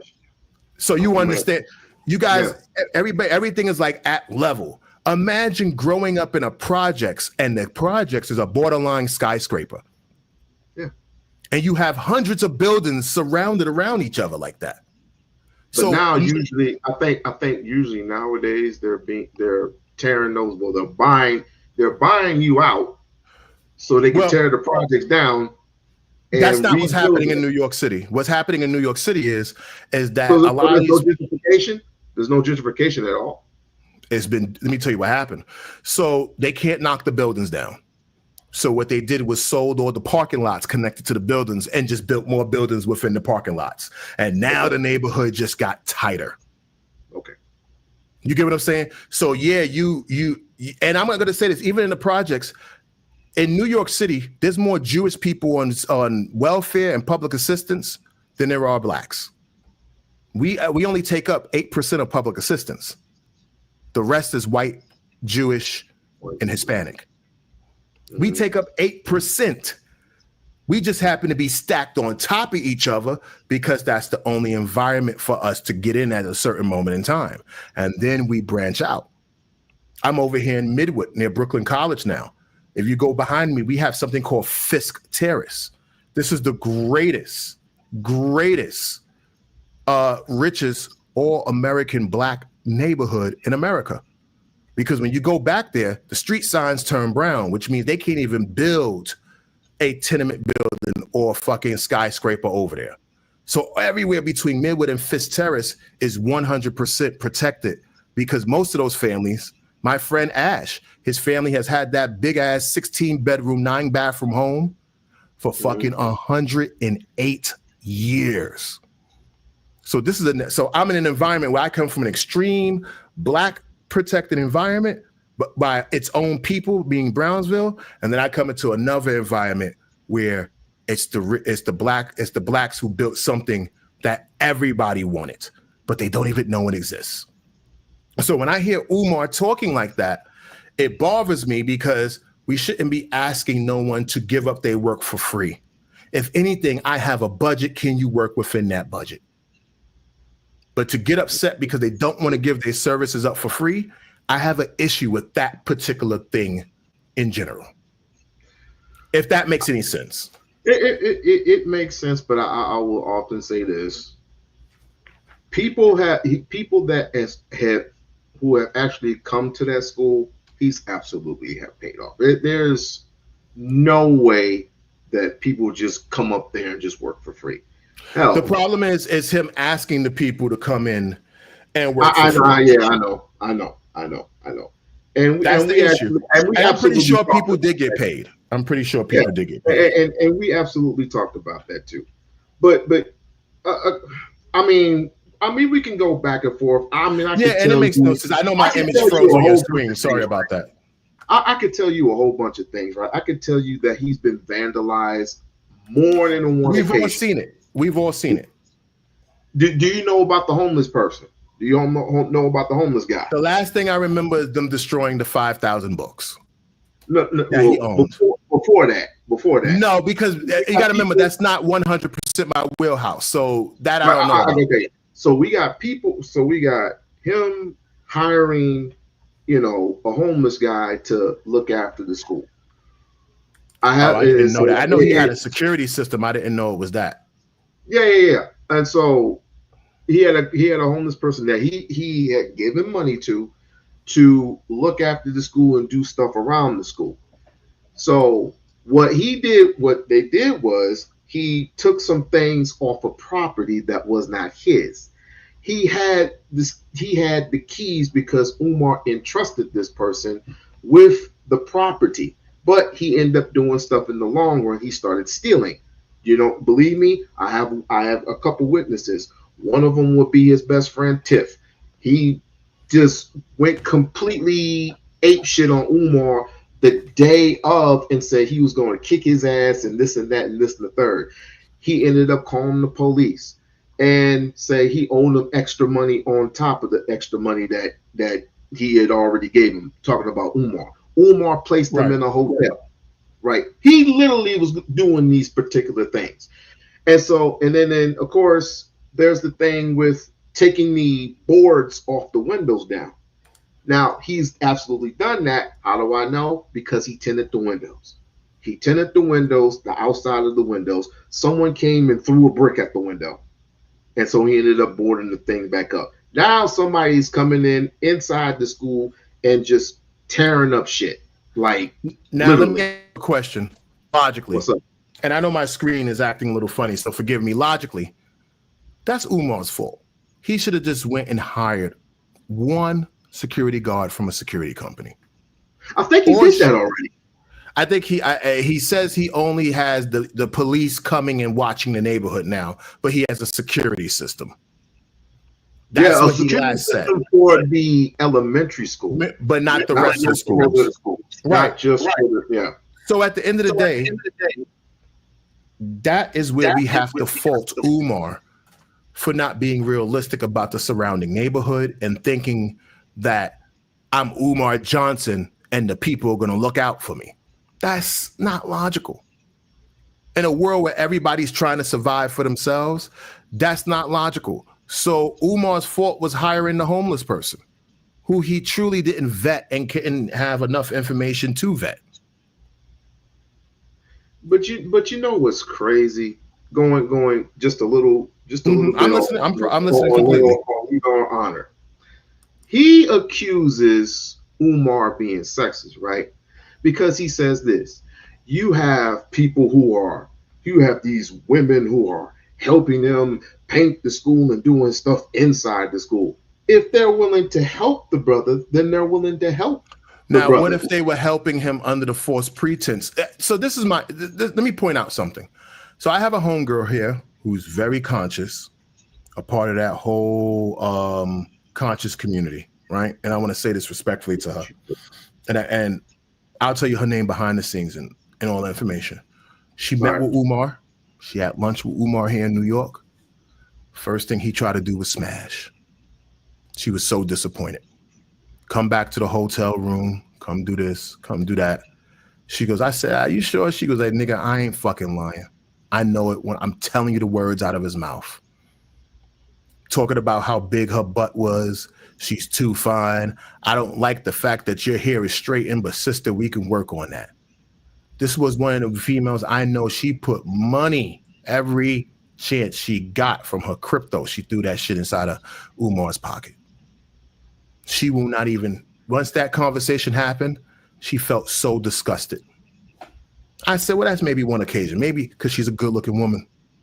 Maybe she brought that shit up out of him. Like, oh shit, I got to get this one. She's one of those females that's just uniquely drop dead gorgeous. Ain't gonna stop. When that chocolate complexion walk through the door, you either gonna have to hide your heart on or go let it off in the bathroom. One of the two got to happen. She's one of those levels of bad ones. And then another associate of mine who's part of the Yoruba community, met with him, and the first thing he says, sister, I got to get you alone. So now there's two different women who don't even know each other who are having this conversation that I know here in New York City that both felt disgusted by that. So maybe he is maybe he does like to holler at a woman. Maybe he's looking for a wife. Maybe he's looking for a girlfriend. Maybe he's looking for multiple. Yeah, I'm not questioning that. But that it gets to the point, just because he had, and Umar does know his shit, but that doesn't, it's like Vince McMahon. You could be the greatest businessman in the world, but sexually you could be a monster. And sexually, you could be overtly and unconsciously aggressive. And because you're so in the fluid of being Umar that you don't even realize that people are seeing Umar. And therein lies that's human nature. You get what I'm saying? We're talking human nature. And this is before he purchased the school that he has now. So for me, it was like, oh shit, that's crazy. Now we got other women on the internet who are saying kind of the same shit, and I know they all don't know each other. So the two women I know hasn't even spoken about it on camera. It was just in conversation. So there's clearly a pattern there that, one, is none of our business, and two, it's also becoming public knowledge. And because he's polarizing, because he's in front of people, because he's trying to accomplish something, now his personal nature has now become public consumption and entertainment value.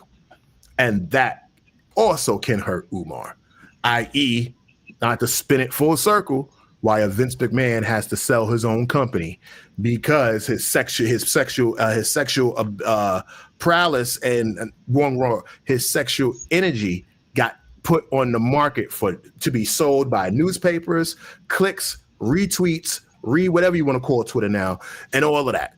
Reddit think pieces and YouTube pieces and this, that, and the other. So when you bring it back to Umar, that has his same situation. And that's it. Someone said isn't TKO about to be sold? Not to be random, but isn't TKO on the verge of being sold? Or because so let me tell you something. I already spoke about this. The company TKO has already been sold. It was Endeavor. Endeavor was sold. I did a whole video on this, and also received about 3 threatening emails. So what happened was TKO, and let's put Umar Johnson aside because I go back and forth. You swing the conversation, I swing with it. Yes, sir. So what happened was 30 days after WWE, Vince McMahon and Ari Emanuel created Endeavor, 30 days later, they started negotiating with an industry company called Silver Lake. And Silver Lake started negotiating to buy WWE in 2024, though the conversation started the moment they rung the bell on Wall Street for the merger of UFC WWE, which created TKO, which then will create the parent company Endeavor. Endeavor has been sold to a company called Silver Lake for $25 billion with $400 million in cash, which creates a overpaying debt of $3 billion, which is why you have WWE people talking about WWE $3 billion debt, but they don't know where it came from. Endeavor no longer exists, and Silver Lake runs WWE through a company now called WME, which now owns TKO. To give you an example, Silver Lake owns Dell and 400 other companies. All right. Silver Lake owns 300 other media companies. Silver Lake also owns 200 live content creation companies. WWE just became content company number 201. And this is one of the reasons why they wanted to cut Roman Reigns' contract in half. What they wanted to do was renegotiate everybody's contract. This is what I heard inside baseball talk. From what I understand from one of the people on the inside, everybody was getting approached. It wasn't just a Roman thing. And they have no estimate of what Roman truly makes a year. I think what his downside guarantee might have been is roughly 6-7 million, along with t-shirt sales and merchandise and all these items, can then create a $15 to $20 million surplus per year if fully active. And that's the scenario. So Endeavor doesn't exist no more. People have not even so far I'm the only YouTuber who broke the story, or the only press person who's broken the story.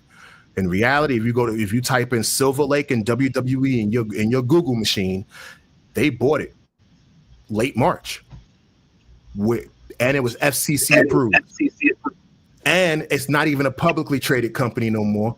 It's a private company. TKO is the publicly traded portion of that company. WWE is 100% owned by Silver Lake. They were already sold. They started negotiating 30 days after they created TKO and Endeavor. And you got to remember, because I know this being in entertainment, when Endeavor was created, we used to call that the William E. Morris Talent Agency. So everybody in entertainment knew you went to William E. Morris if you wanted actors and actresses and this, that, and the other. Give you a little Jade Cargill information. Jade Cargill was over at AEW. But her talent agency and management firm was Endeavor. Endeavor buys WWE, merges it with UFC. Why would I stay in AEW when it's logically to go where my talent agency is at?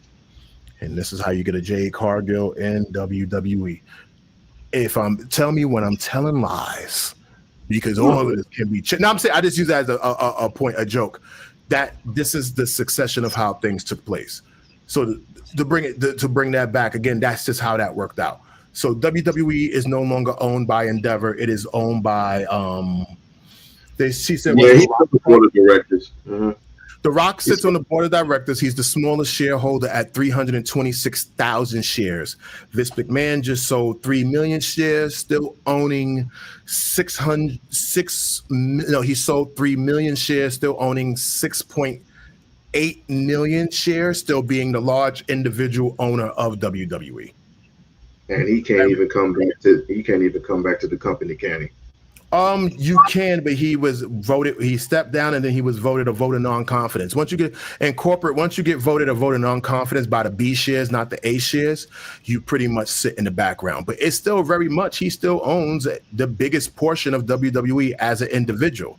That's now split between BlackRock and a few other companies that owns the rest of WWE. But they always did once they went publicly traded. Vince just controlled his 41%. Jesus. And you got to remember, Vince still owned his shares in TKO was completely separate from his shares in WWE, which is an undisclosed number of what he owned in TKO. So the man is not technically out of the WWE. He's just a board holder or a shareholder in the WWE, but he is still the individual with the most shares. The Rock, don't get it twisted, owns the smallest amount of shares at only $300,000. And the only reason why I know that, I used to work for BlackRock. So come on. I was a part of the machine. You get what I'm saying? So I understand how this really, really works. It's not, so when you hear my videos, as over the top as they may be, when people they're very direct. They're very direct. They're very accurate, and people will respond to it emotionally. But every piece of information I give can be 100% researchable and quarterback. Is it rough around the edges? And I believe every word that you said. Yeah, I believe every word you said. Yeah, if anybody is watching this, go type in Silver Lake. Go type it in right now, and you will see that they released a quiet press letter of buying WWE and the UFC. But their business is to go into live entertainment, which means they only want people who are buying tickets to events. So if you have a giant technology company, which Silver Lake is, and they're the leader of technology, you're going to need live events to test technology moving at 110 miles per hour. Look at all those beautiful LED panels and OLED panels around the ring, the advertising, the this. With all of the live entertainment comes live advertising. If you wonder why they bought AAA, and you took it to a person who watches AAA on a regular basis before WWE, I've been watching AAA for 30-something years, from before a teenager to now. They always will put Tide on the ring Tide on the screen. They were giant advertising animals. So the nature of them purchasing them is still it's still realistic. So WWE just didn't purchase a AAA company. They purchased a company that understood advertisement, even though they were now they have like 20 advertisements. They're an advertising machine. Right. 110%. So it's one of those things where trying to get money. Yeah, and you gotta know how the devil dances. You know what's the great line? Have you ever danced with the devil in the pale moonlight? The answer is yes. Did you see my ring? Did you see the advertising? Do you see that I wouldn't be shocked that they start putting advertising on the wrestlers' tights. You get what I'm saying? Yeah, you can advertise, but yet let's just say for example, Naomi comes in and tries to steal a title away from Jay Cardi. She comes in there, busts her leg or something, gets like a quad tear. Right. And then of course Jay Cargill, she's 100%, she's I say 80% injury prone versus somebody like a Bianca Belair who has a broken finger. You have multiple people. What I'm saying is you have multiple people who are injury prone, but you're selling more advertisements. So can I? And you're not developing anybody. There's all these botches, and no one knows what they're doing. Liv Morgan just got hurt. She just came from shoulder surgery.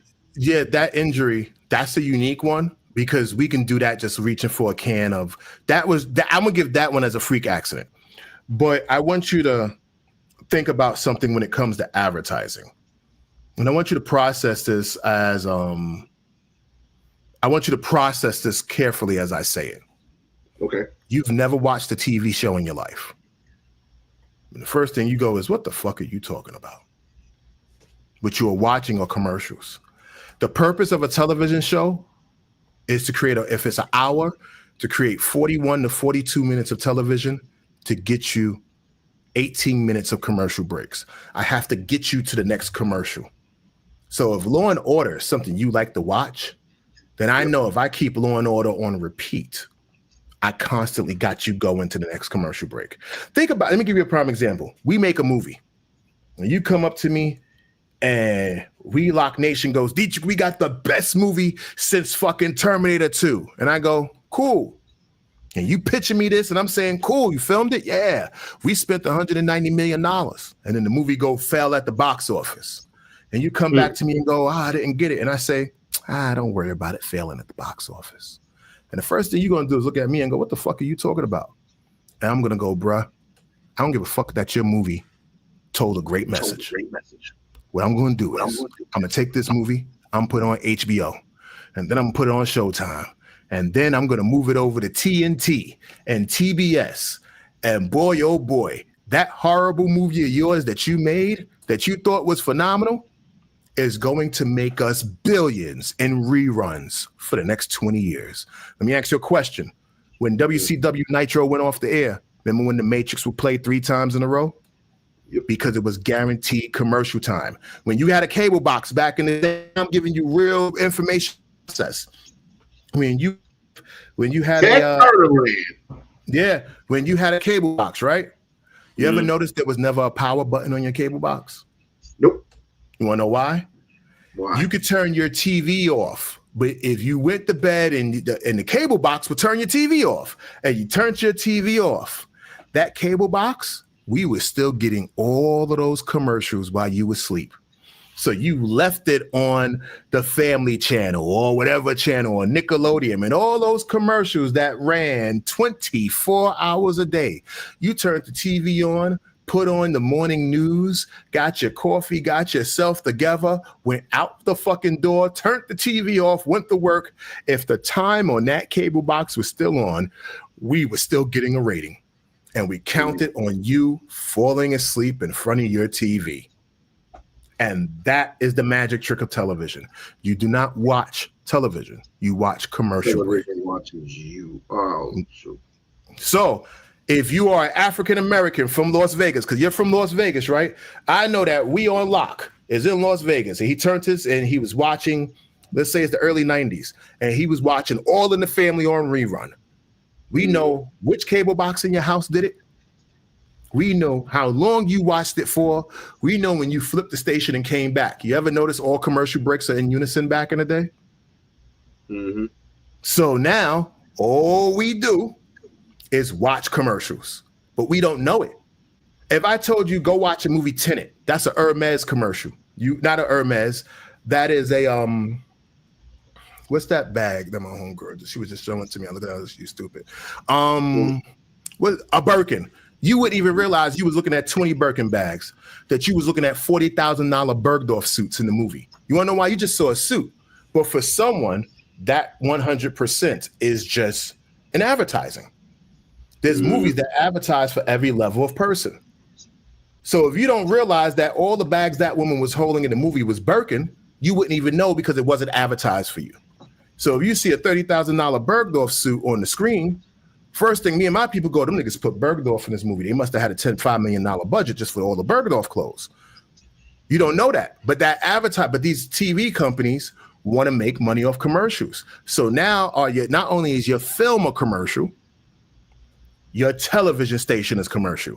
I don't give a fuck if the movie is successful. Let's get it to television so I could put commercials in it, i.e. why Netflix wants commercials, i.e. why YouTube wants commercials, i.e. why they want, if you don't want commercials, this is what we feel. $14.99 just to have commercials. Or I think my girl just said to me, it got raised to $26.99 for Netflix. So think about that. If you're at $26.99 for Netflix, plus fucking taxes, back in the day, that was adding 3 channels to the cable network.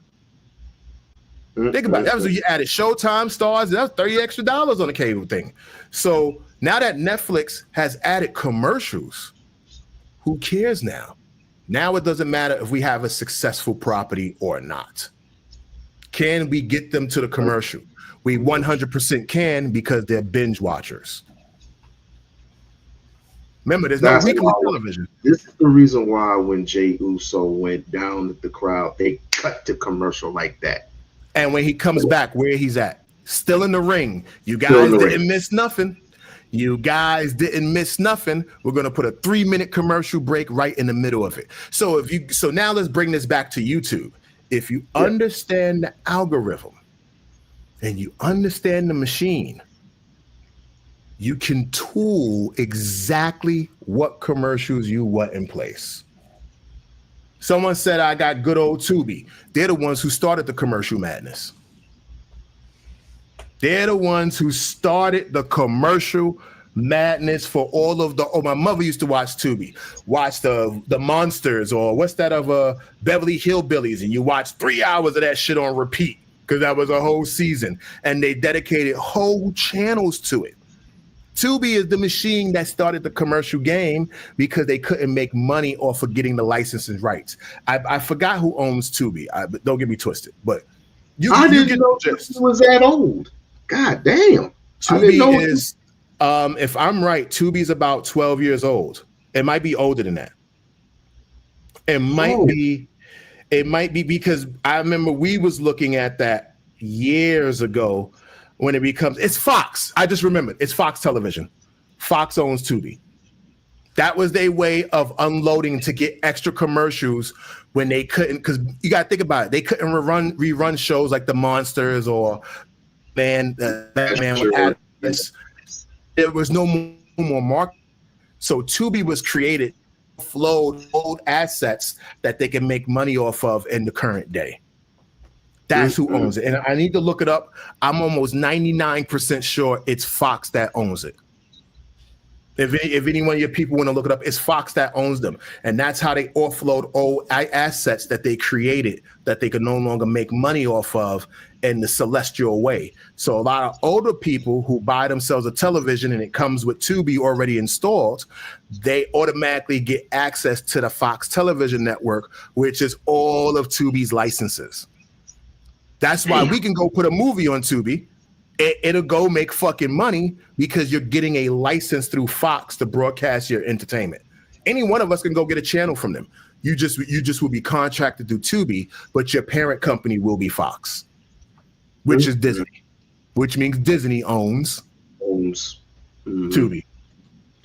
Right. It's a trick. Like when you saw movies back in the day, a lot of the old action movies was Touchstone Pictures. A lot of people don't even know Touchstone was a Disney company. That's just what they made all their rated R movies through. So who's Universal run through? Universal is Universal. I think it's now part of Paramount. Universal's in a unique situation. If I'm right and let someone sue me for telling the information, the talk on the inside is that Sony is about to buy Warner and Universal is about to merge with Paramount, and Paramount is thinking of buying WBD, which is Warner Brothers Discovery. That's crazy. That's inside, from what I understand. That's just me talking to the people I know. Like, but that's the business. But that's the business. Yeah. That's just how they're breaking it down to me. Like, no, this is what's happening. This is this. That's the business side of it. What can you say? It's a lot to it. I didn't mean to keep you on longer than what you wanted, but I thought it was favorable to have a real conversation instead of trying to create a black on black war. Don't think I'm not aware and conscious. You know what I'm saying? I just had to wait a few weeks for it to get to the point where we can let's have a conversation. Okay. I was in full honor. So now if you come back and troll, I'm gonna get at you. You come back and troll, I'm gonna get at you. But you're not gonna be banned from the party. To be perfectly honest, I was thinking about retiring. From streaming, from streaming, and probably just do gaming because again, it's too much. And no, you know what? It is. I can be honest. It is overwhelming, and at the same time, it is fun. But you can become easily overwhelmed, and given the sector that you're in, that you spent your time in, that's a lot more heavier than the wrestling sector and the entertainment sector. And because of the fact that you have more of the black sector around you, that must come at you at 110 miles per hour. I don't know how Sarah Seti and Hassan Campbell and Zip with the Drip deal with this shit, because I done ran up on a nigga already. I couldn't. I listen to more of Shaka Amos than anything. I'll go look into who he is. He was the one that had the lock on his head. He cut it off ever since then. Okay. Once I go look, I'll probably go back and do further research and stuff. Are you familiar with Brother Hassan or Brother Reggie or Red Pill, Blue Pill, and all them other guys? They from New York, so you should know. I'm not even. New York is very big. When I tell you New York is big, so we may all who's that dude who just got arrested with the bullshit? Like I grew up with the preacher that got arrested. Once that nigga got his jewelry, his cousin is the mayor of our city, Whitehead or Reverend Whitehead or whatever that nigga name was, who got arrested from robbing the people in the church that was all over YouTube. Well, whatever, fuck him. What's the other dude that got locked up with the sexual assault shit? What's that? You talking about Polite? Oh, Brother Polite. I grew up across the street from Polite. White bitches, so who cares? Right, but in the beginning, he was perpetrating with the black chicks. You know how they do it?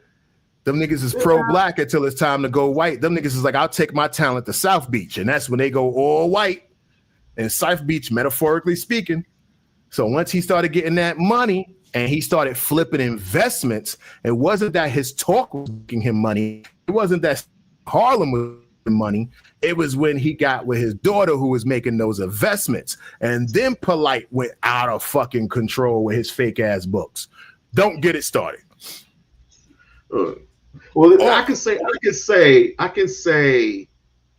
true to heart when it comes to Umar.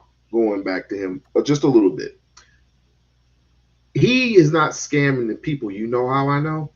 Because he is still wearing those same Nike Air Force One shoes that I've been seeing since 2010.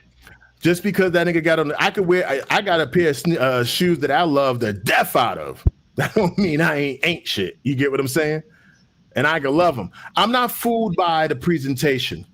I think for me, when it comes to Umar Johnson, like I said, as a child of having someone black do something like that and be successful with it, is just disappointing to see. There is no excuse for it not happening.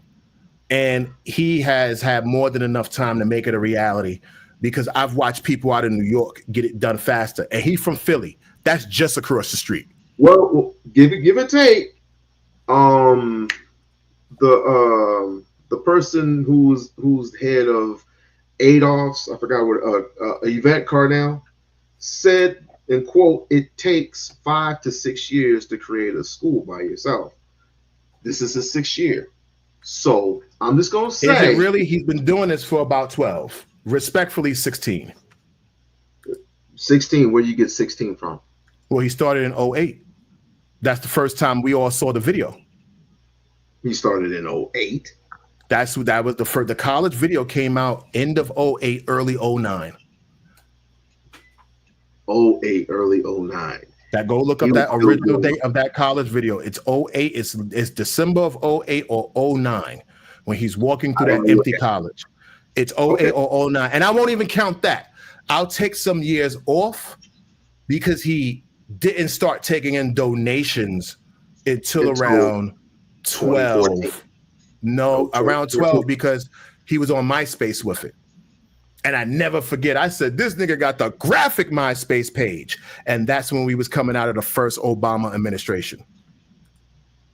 Yeah, I got to look that up. And that's when he was using PayPal originally, which was 08. The Conscious Stripper is 14, 15, right? So it's a lot to it. Yeah, I had to look that up. But either way, he has until September. He has until September to open this shit up. But now what happens when we get to September? What's happening right now? His daughter's crashing out. He has this thing with this woman. I don't know what the hell's going on, nor do I care. I'm not in his bedroom. Don't want to be in his bedroom. I don't even know. I didn't know there was a new woman, so I can't even. I'm not even going to play with that. It's some random chick that Lennon Honors interviewing, but Lennon Honor, he's just he doesn't have any room to talk because he stole from the people himself. He moved from LA to Utah doing the same shit that Umar's doing. If that's the case, he's doing the same shit. I mean, he even lied on his offspring, said that his offspring had cancer. And come to find out, the boy didn't even have cancer and didn't even bother to give them. Oh, I thought he had a daughter because he's always talking about his daughter at school. He has 5 kids. He has 5 kids. I didn't even know. You know, he a little Kumza looks like. Married. So if you don't believe, you can go. I thought he was a little Kumza. You know, I didn't know. I didn't think he was a straight man. I thought he was gay until he said he had kids. I said, there's that alleged thing with that white man. There is that alleged thing with that white man. So that's education to me. Let me tell you, I don't know. I just looked at it and said, oh, all right. Well, he likes to, you know, some people look a pole, some people suck a hole. You know what I'm saying? He's, you know, that nigga might like the pole slide from day to day. He might be a professional stripper for all the fuck we know. You get what I'm saying? I just thought that was a gay man at first. Oh, I gotta go after you said that. Yeah. I just thought that was just a light-skinned nigga who admitted he liked to slip and slide. You get what I'm saying? Well, we talking about the same Negro. The bald-headed Leo. That's the guy who be doing the musical quartets on that nigga and shit like that. He likes to chill at the park. He likes to chill at the park. You know what I'm saying? Yeah. In New York City, we'll probably catch that nigga walking around 11th Avenue looking for some trade out there in the street searching for the fucking answer. That's what the fuck I thought he was. I said, oh, this nigga a trade queen. Then when he said he had kids, I said, well, you know what? He probably talks so proper. You know how you meet some men, they talk so proper, they come off gay? And you go, he's not gay, he just talks really proper. I said, okay, maybe the nigga talk proper. I ain't make me no never mind, because I'm not trying to be in these niggas' bedrooms. But then again, when I first met the nigga, I said, oh, this nigga get dick laid on his tongue. Oh, okay. No. I mean, we talking about the same dude that said, I moved out of LA because LA is too polluted and kids like to play their radios too loud, and this is a polluted area. Any fucking city in the world. This is him. This ain't me talking. This is him. This 50 Jamaicans and 100 Haitians going up Flatbush Avenue with their music blasting on a Sunday night and still celebrating the 4th of July. What the fuck are we talking about here? And he's a Hebrew Israelite, allegedly. So, I mean, he makes up all types of shit. Yeah, but it shows you how, regardless as we look at it and as we identify it, it shows you that he identified a niche. And when you find your audience, you can't be shocked if he ends up with 500,000 subscribers, because if you cut in half Umar's audience that's frustrated with him, that can generate a genuine half of what Umar's true audience is. Let's say let's suppose Umar audience is rightfully 2.5 million people.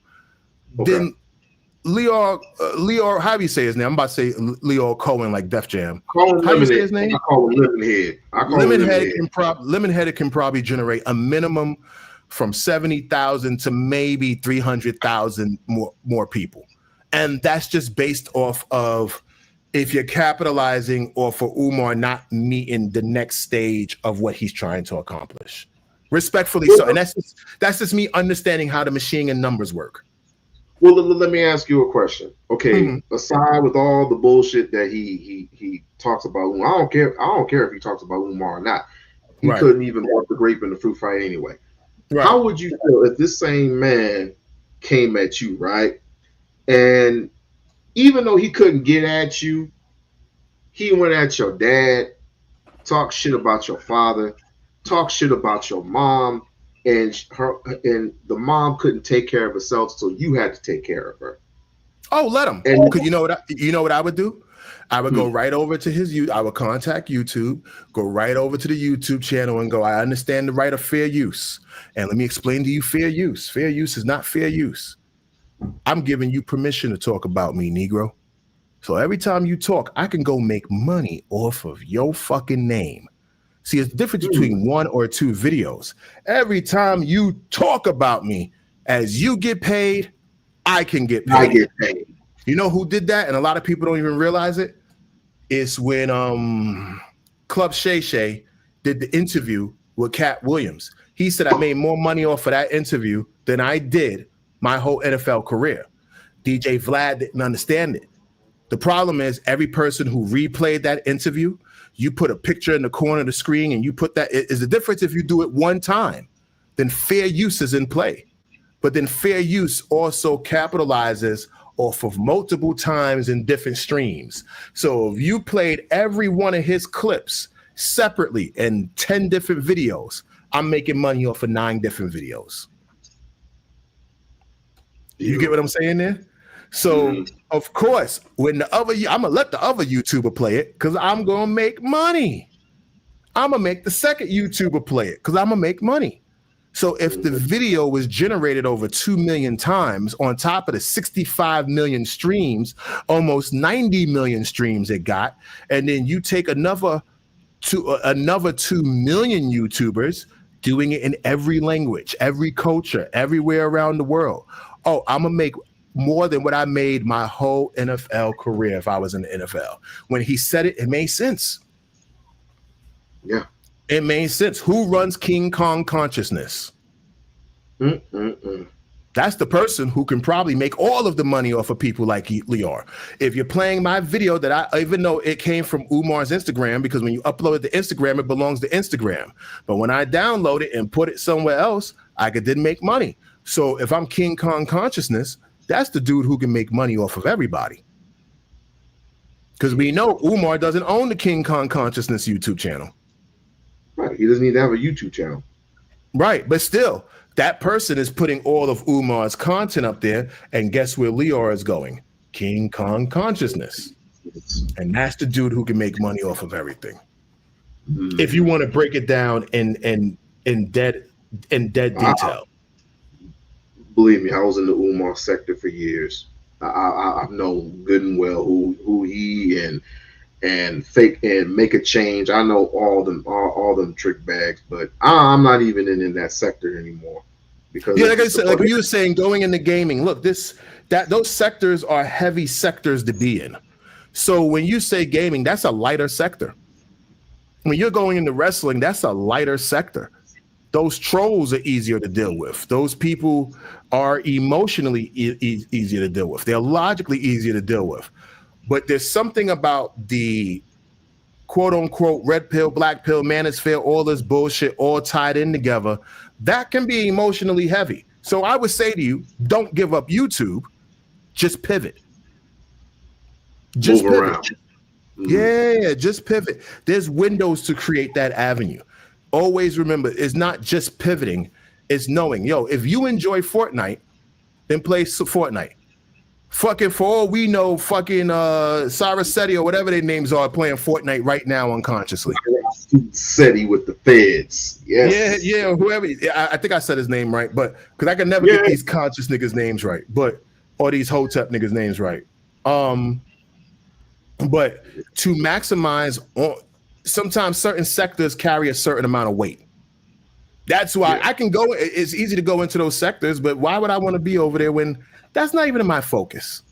My focus is something else. So let me go into a sector that I know, no matter how heavy it gets, I can fight within it. I can defend within it. And even if I'm an underdog, I can become a top dog. And even if I'm a top dog, I know how to go back to fight to being an underdog. So I say to you, it's not even worth it, because all they're gonna do is dox you, dox where you live. Let me ask you a question. When you're on my streams or on my videos, you know what I got right there at the bottom? Dietrich Davis. I always got a line. Finding me is the easy part. Leaving with your life. Now that is the question. So that's why I put my name right there at the bottom. Right there. So obviously it says New Wrestling World Order, but when you're on my channel, Dietrich Davis is right there on the bottom. Ain't no doxing. This is who I am. This is how easy it is to find me. But brother, it doesn't. But my point is, it doesn't have to go to that extent. And that's the beautiful part. I don't even think it will go to that extent. But there's always one fool. But in reality, who cares if they have my name? Who cares if they find out? I say it. I live in the Midwest section of Brooklyn. And you know what? When you were going at me and I reacted, and somebody put your name in the I said, don't put nobody's name in my chat. I saw that. And you know what's funny? I laughed at it and said, my name is at the bottom of my screen. So it's really not exposing. Everywhere on the internet, I don't even have a surname. It's just Dietrich Davis. That's not doxing. My name is someone's chat. I get what you're saying. That's not my point. The point is, it always goes to a higher level than it should. It always. I can see that, and that's why I'm not worried about it going that way, because my information is freedom. So if they put Dietrich Davis in your live chat, if they think they're doing something, that's funny to me, because I put my own name on the screen. You go to my Twitter, it's Dietrich Davis. You go to my Instagram, it's at Dietrich Davis. If you go to my Facebook, it's at Dietrich Davis. You know how some people got the name Stronghold from Louisiana, California, 707, you know what I'm saying? Or 619, because I'm from San Diego or some shit like that. It's easy. I've always just said, what's your screen name, Dietrich Davis? It's not that I didn't want to create one. It's just a lot of wrestling fans are mentally unstable. Some are. Go to a live event. You'll learn. Go to a live event.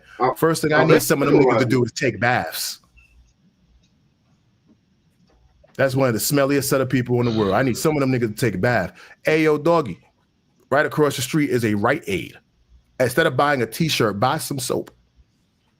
You shouldn't even be allowed to buy a wrestling shirt if you can't take a bath.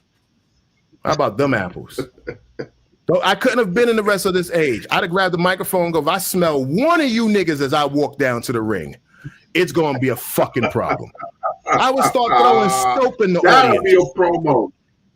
If I smell one of you motherfuckers when I walk to the ring, I swear for the Lord and 4 more white people, it's going to be a fucking problem.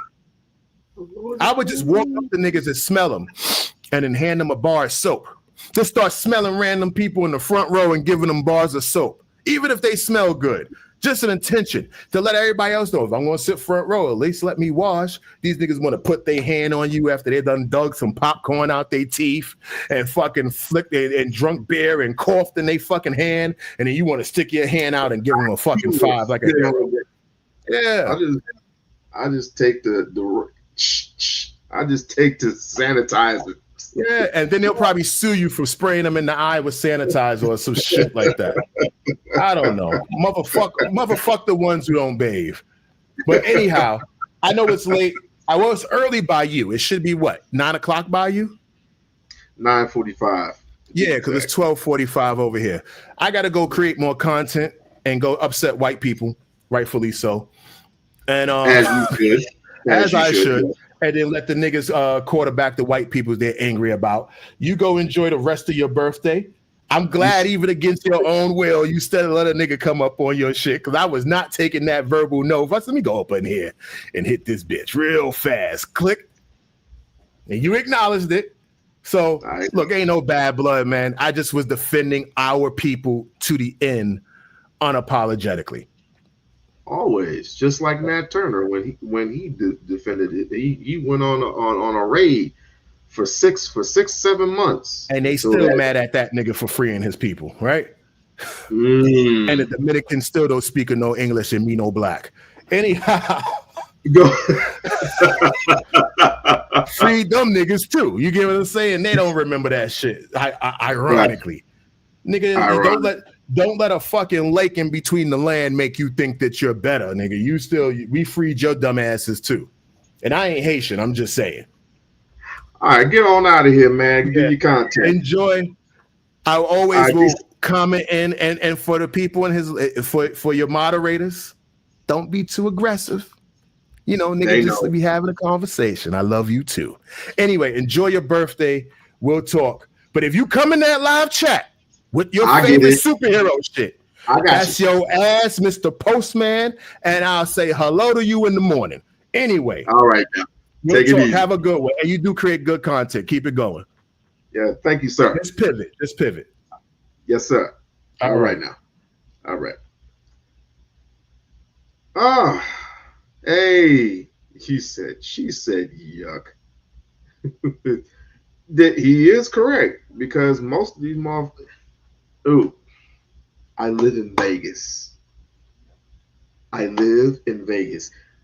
People think putting on extra cologne would help. It's like, no, take a soap.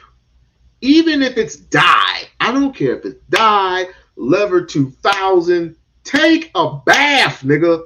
Just take a bath. Like, literally, but this was cool. This was good.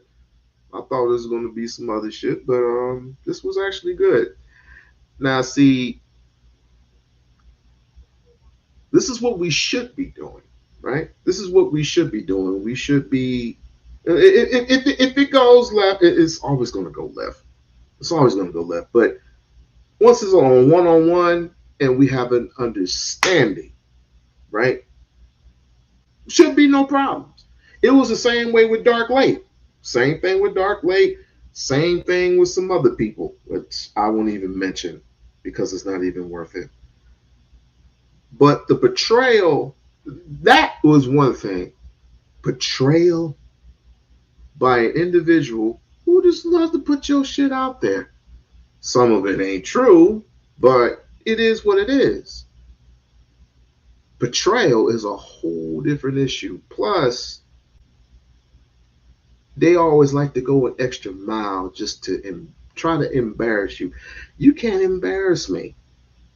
If you say that, for example, if you say that I bought like holes for this amount of money, that amount of money, I'm gonna tell you, so it's my motherfucking money. But if I see you beat your kids in a parking lot, now that's entertainment. That's the type of person that will call CPS on your ass. Ain't gonna say no names. But as we include this very thing, I would like to thank everybody for an awesome birthday. Bridget, love you for life. Lisa, you already know what it is. Yo, T-Bone, keep doing your thing, bruh. Keep doing your thing, bruh. Yeah, I love you too. The Wife School Podcast. Thank you for stopping by. I hope you had a I hope you have a good night. I gotta go in and celebrate the rest of my birthday.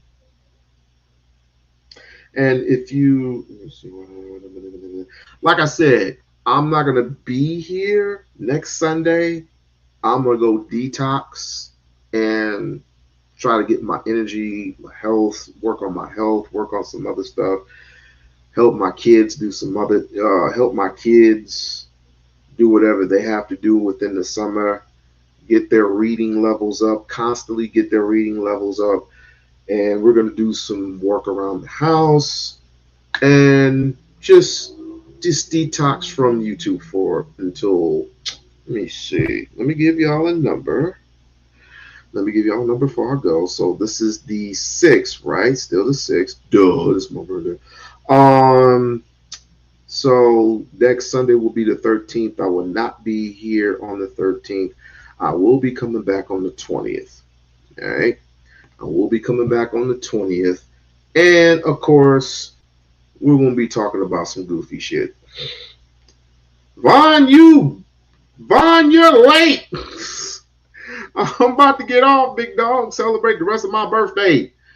But love y'all for life. And Lisa, Bridge, you know, Mr. Davis, he's cool. So whenever you see him, read him, you treat him with, you know how to treat y'all each other with respect. We're all adults. We're all adults here. We are all adults. Um, um, let's just act like it. I don't even know what else to tell you. But Lisa, I will get at you a little bit later. So thank you, sir. Thank you, thank you, thank you. And I guess I'll be seeing y'all when I'll be seeing y'all. Love y'all for life. Peace out.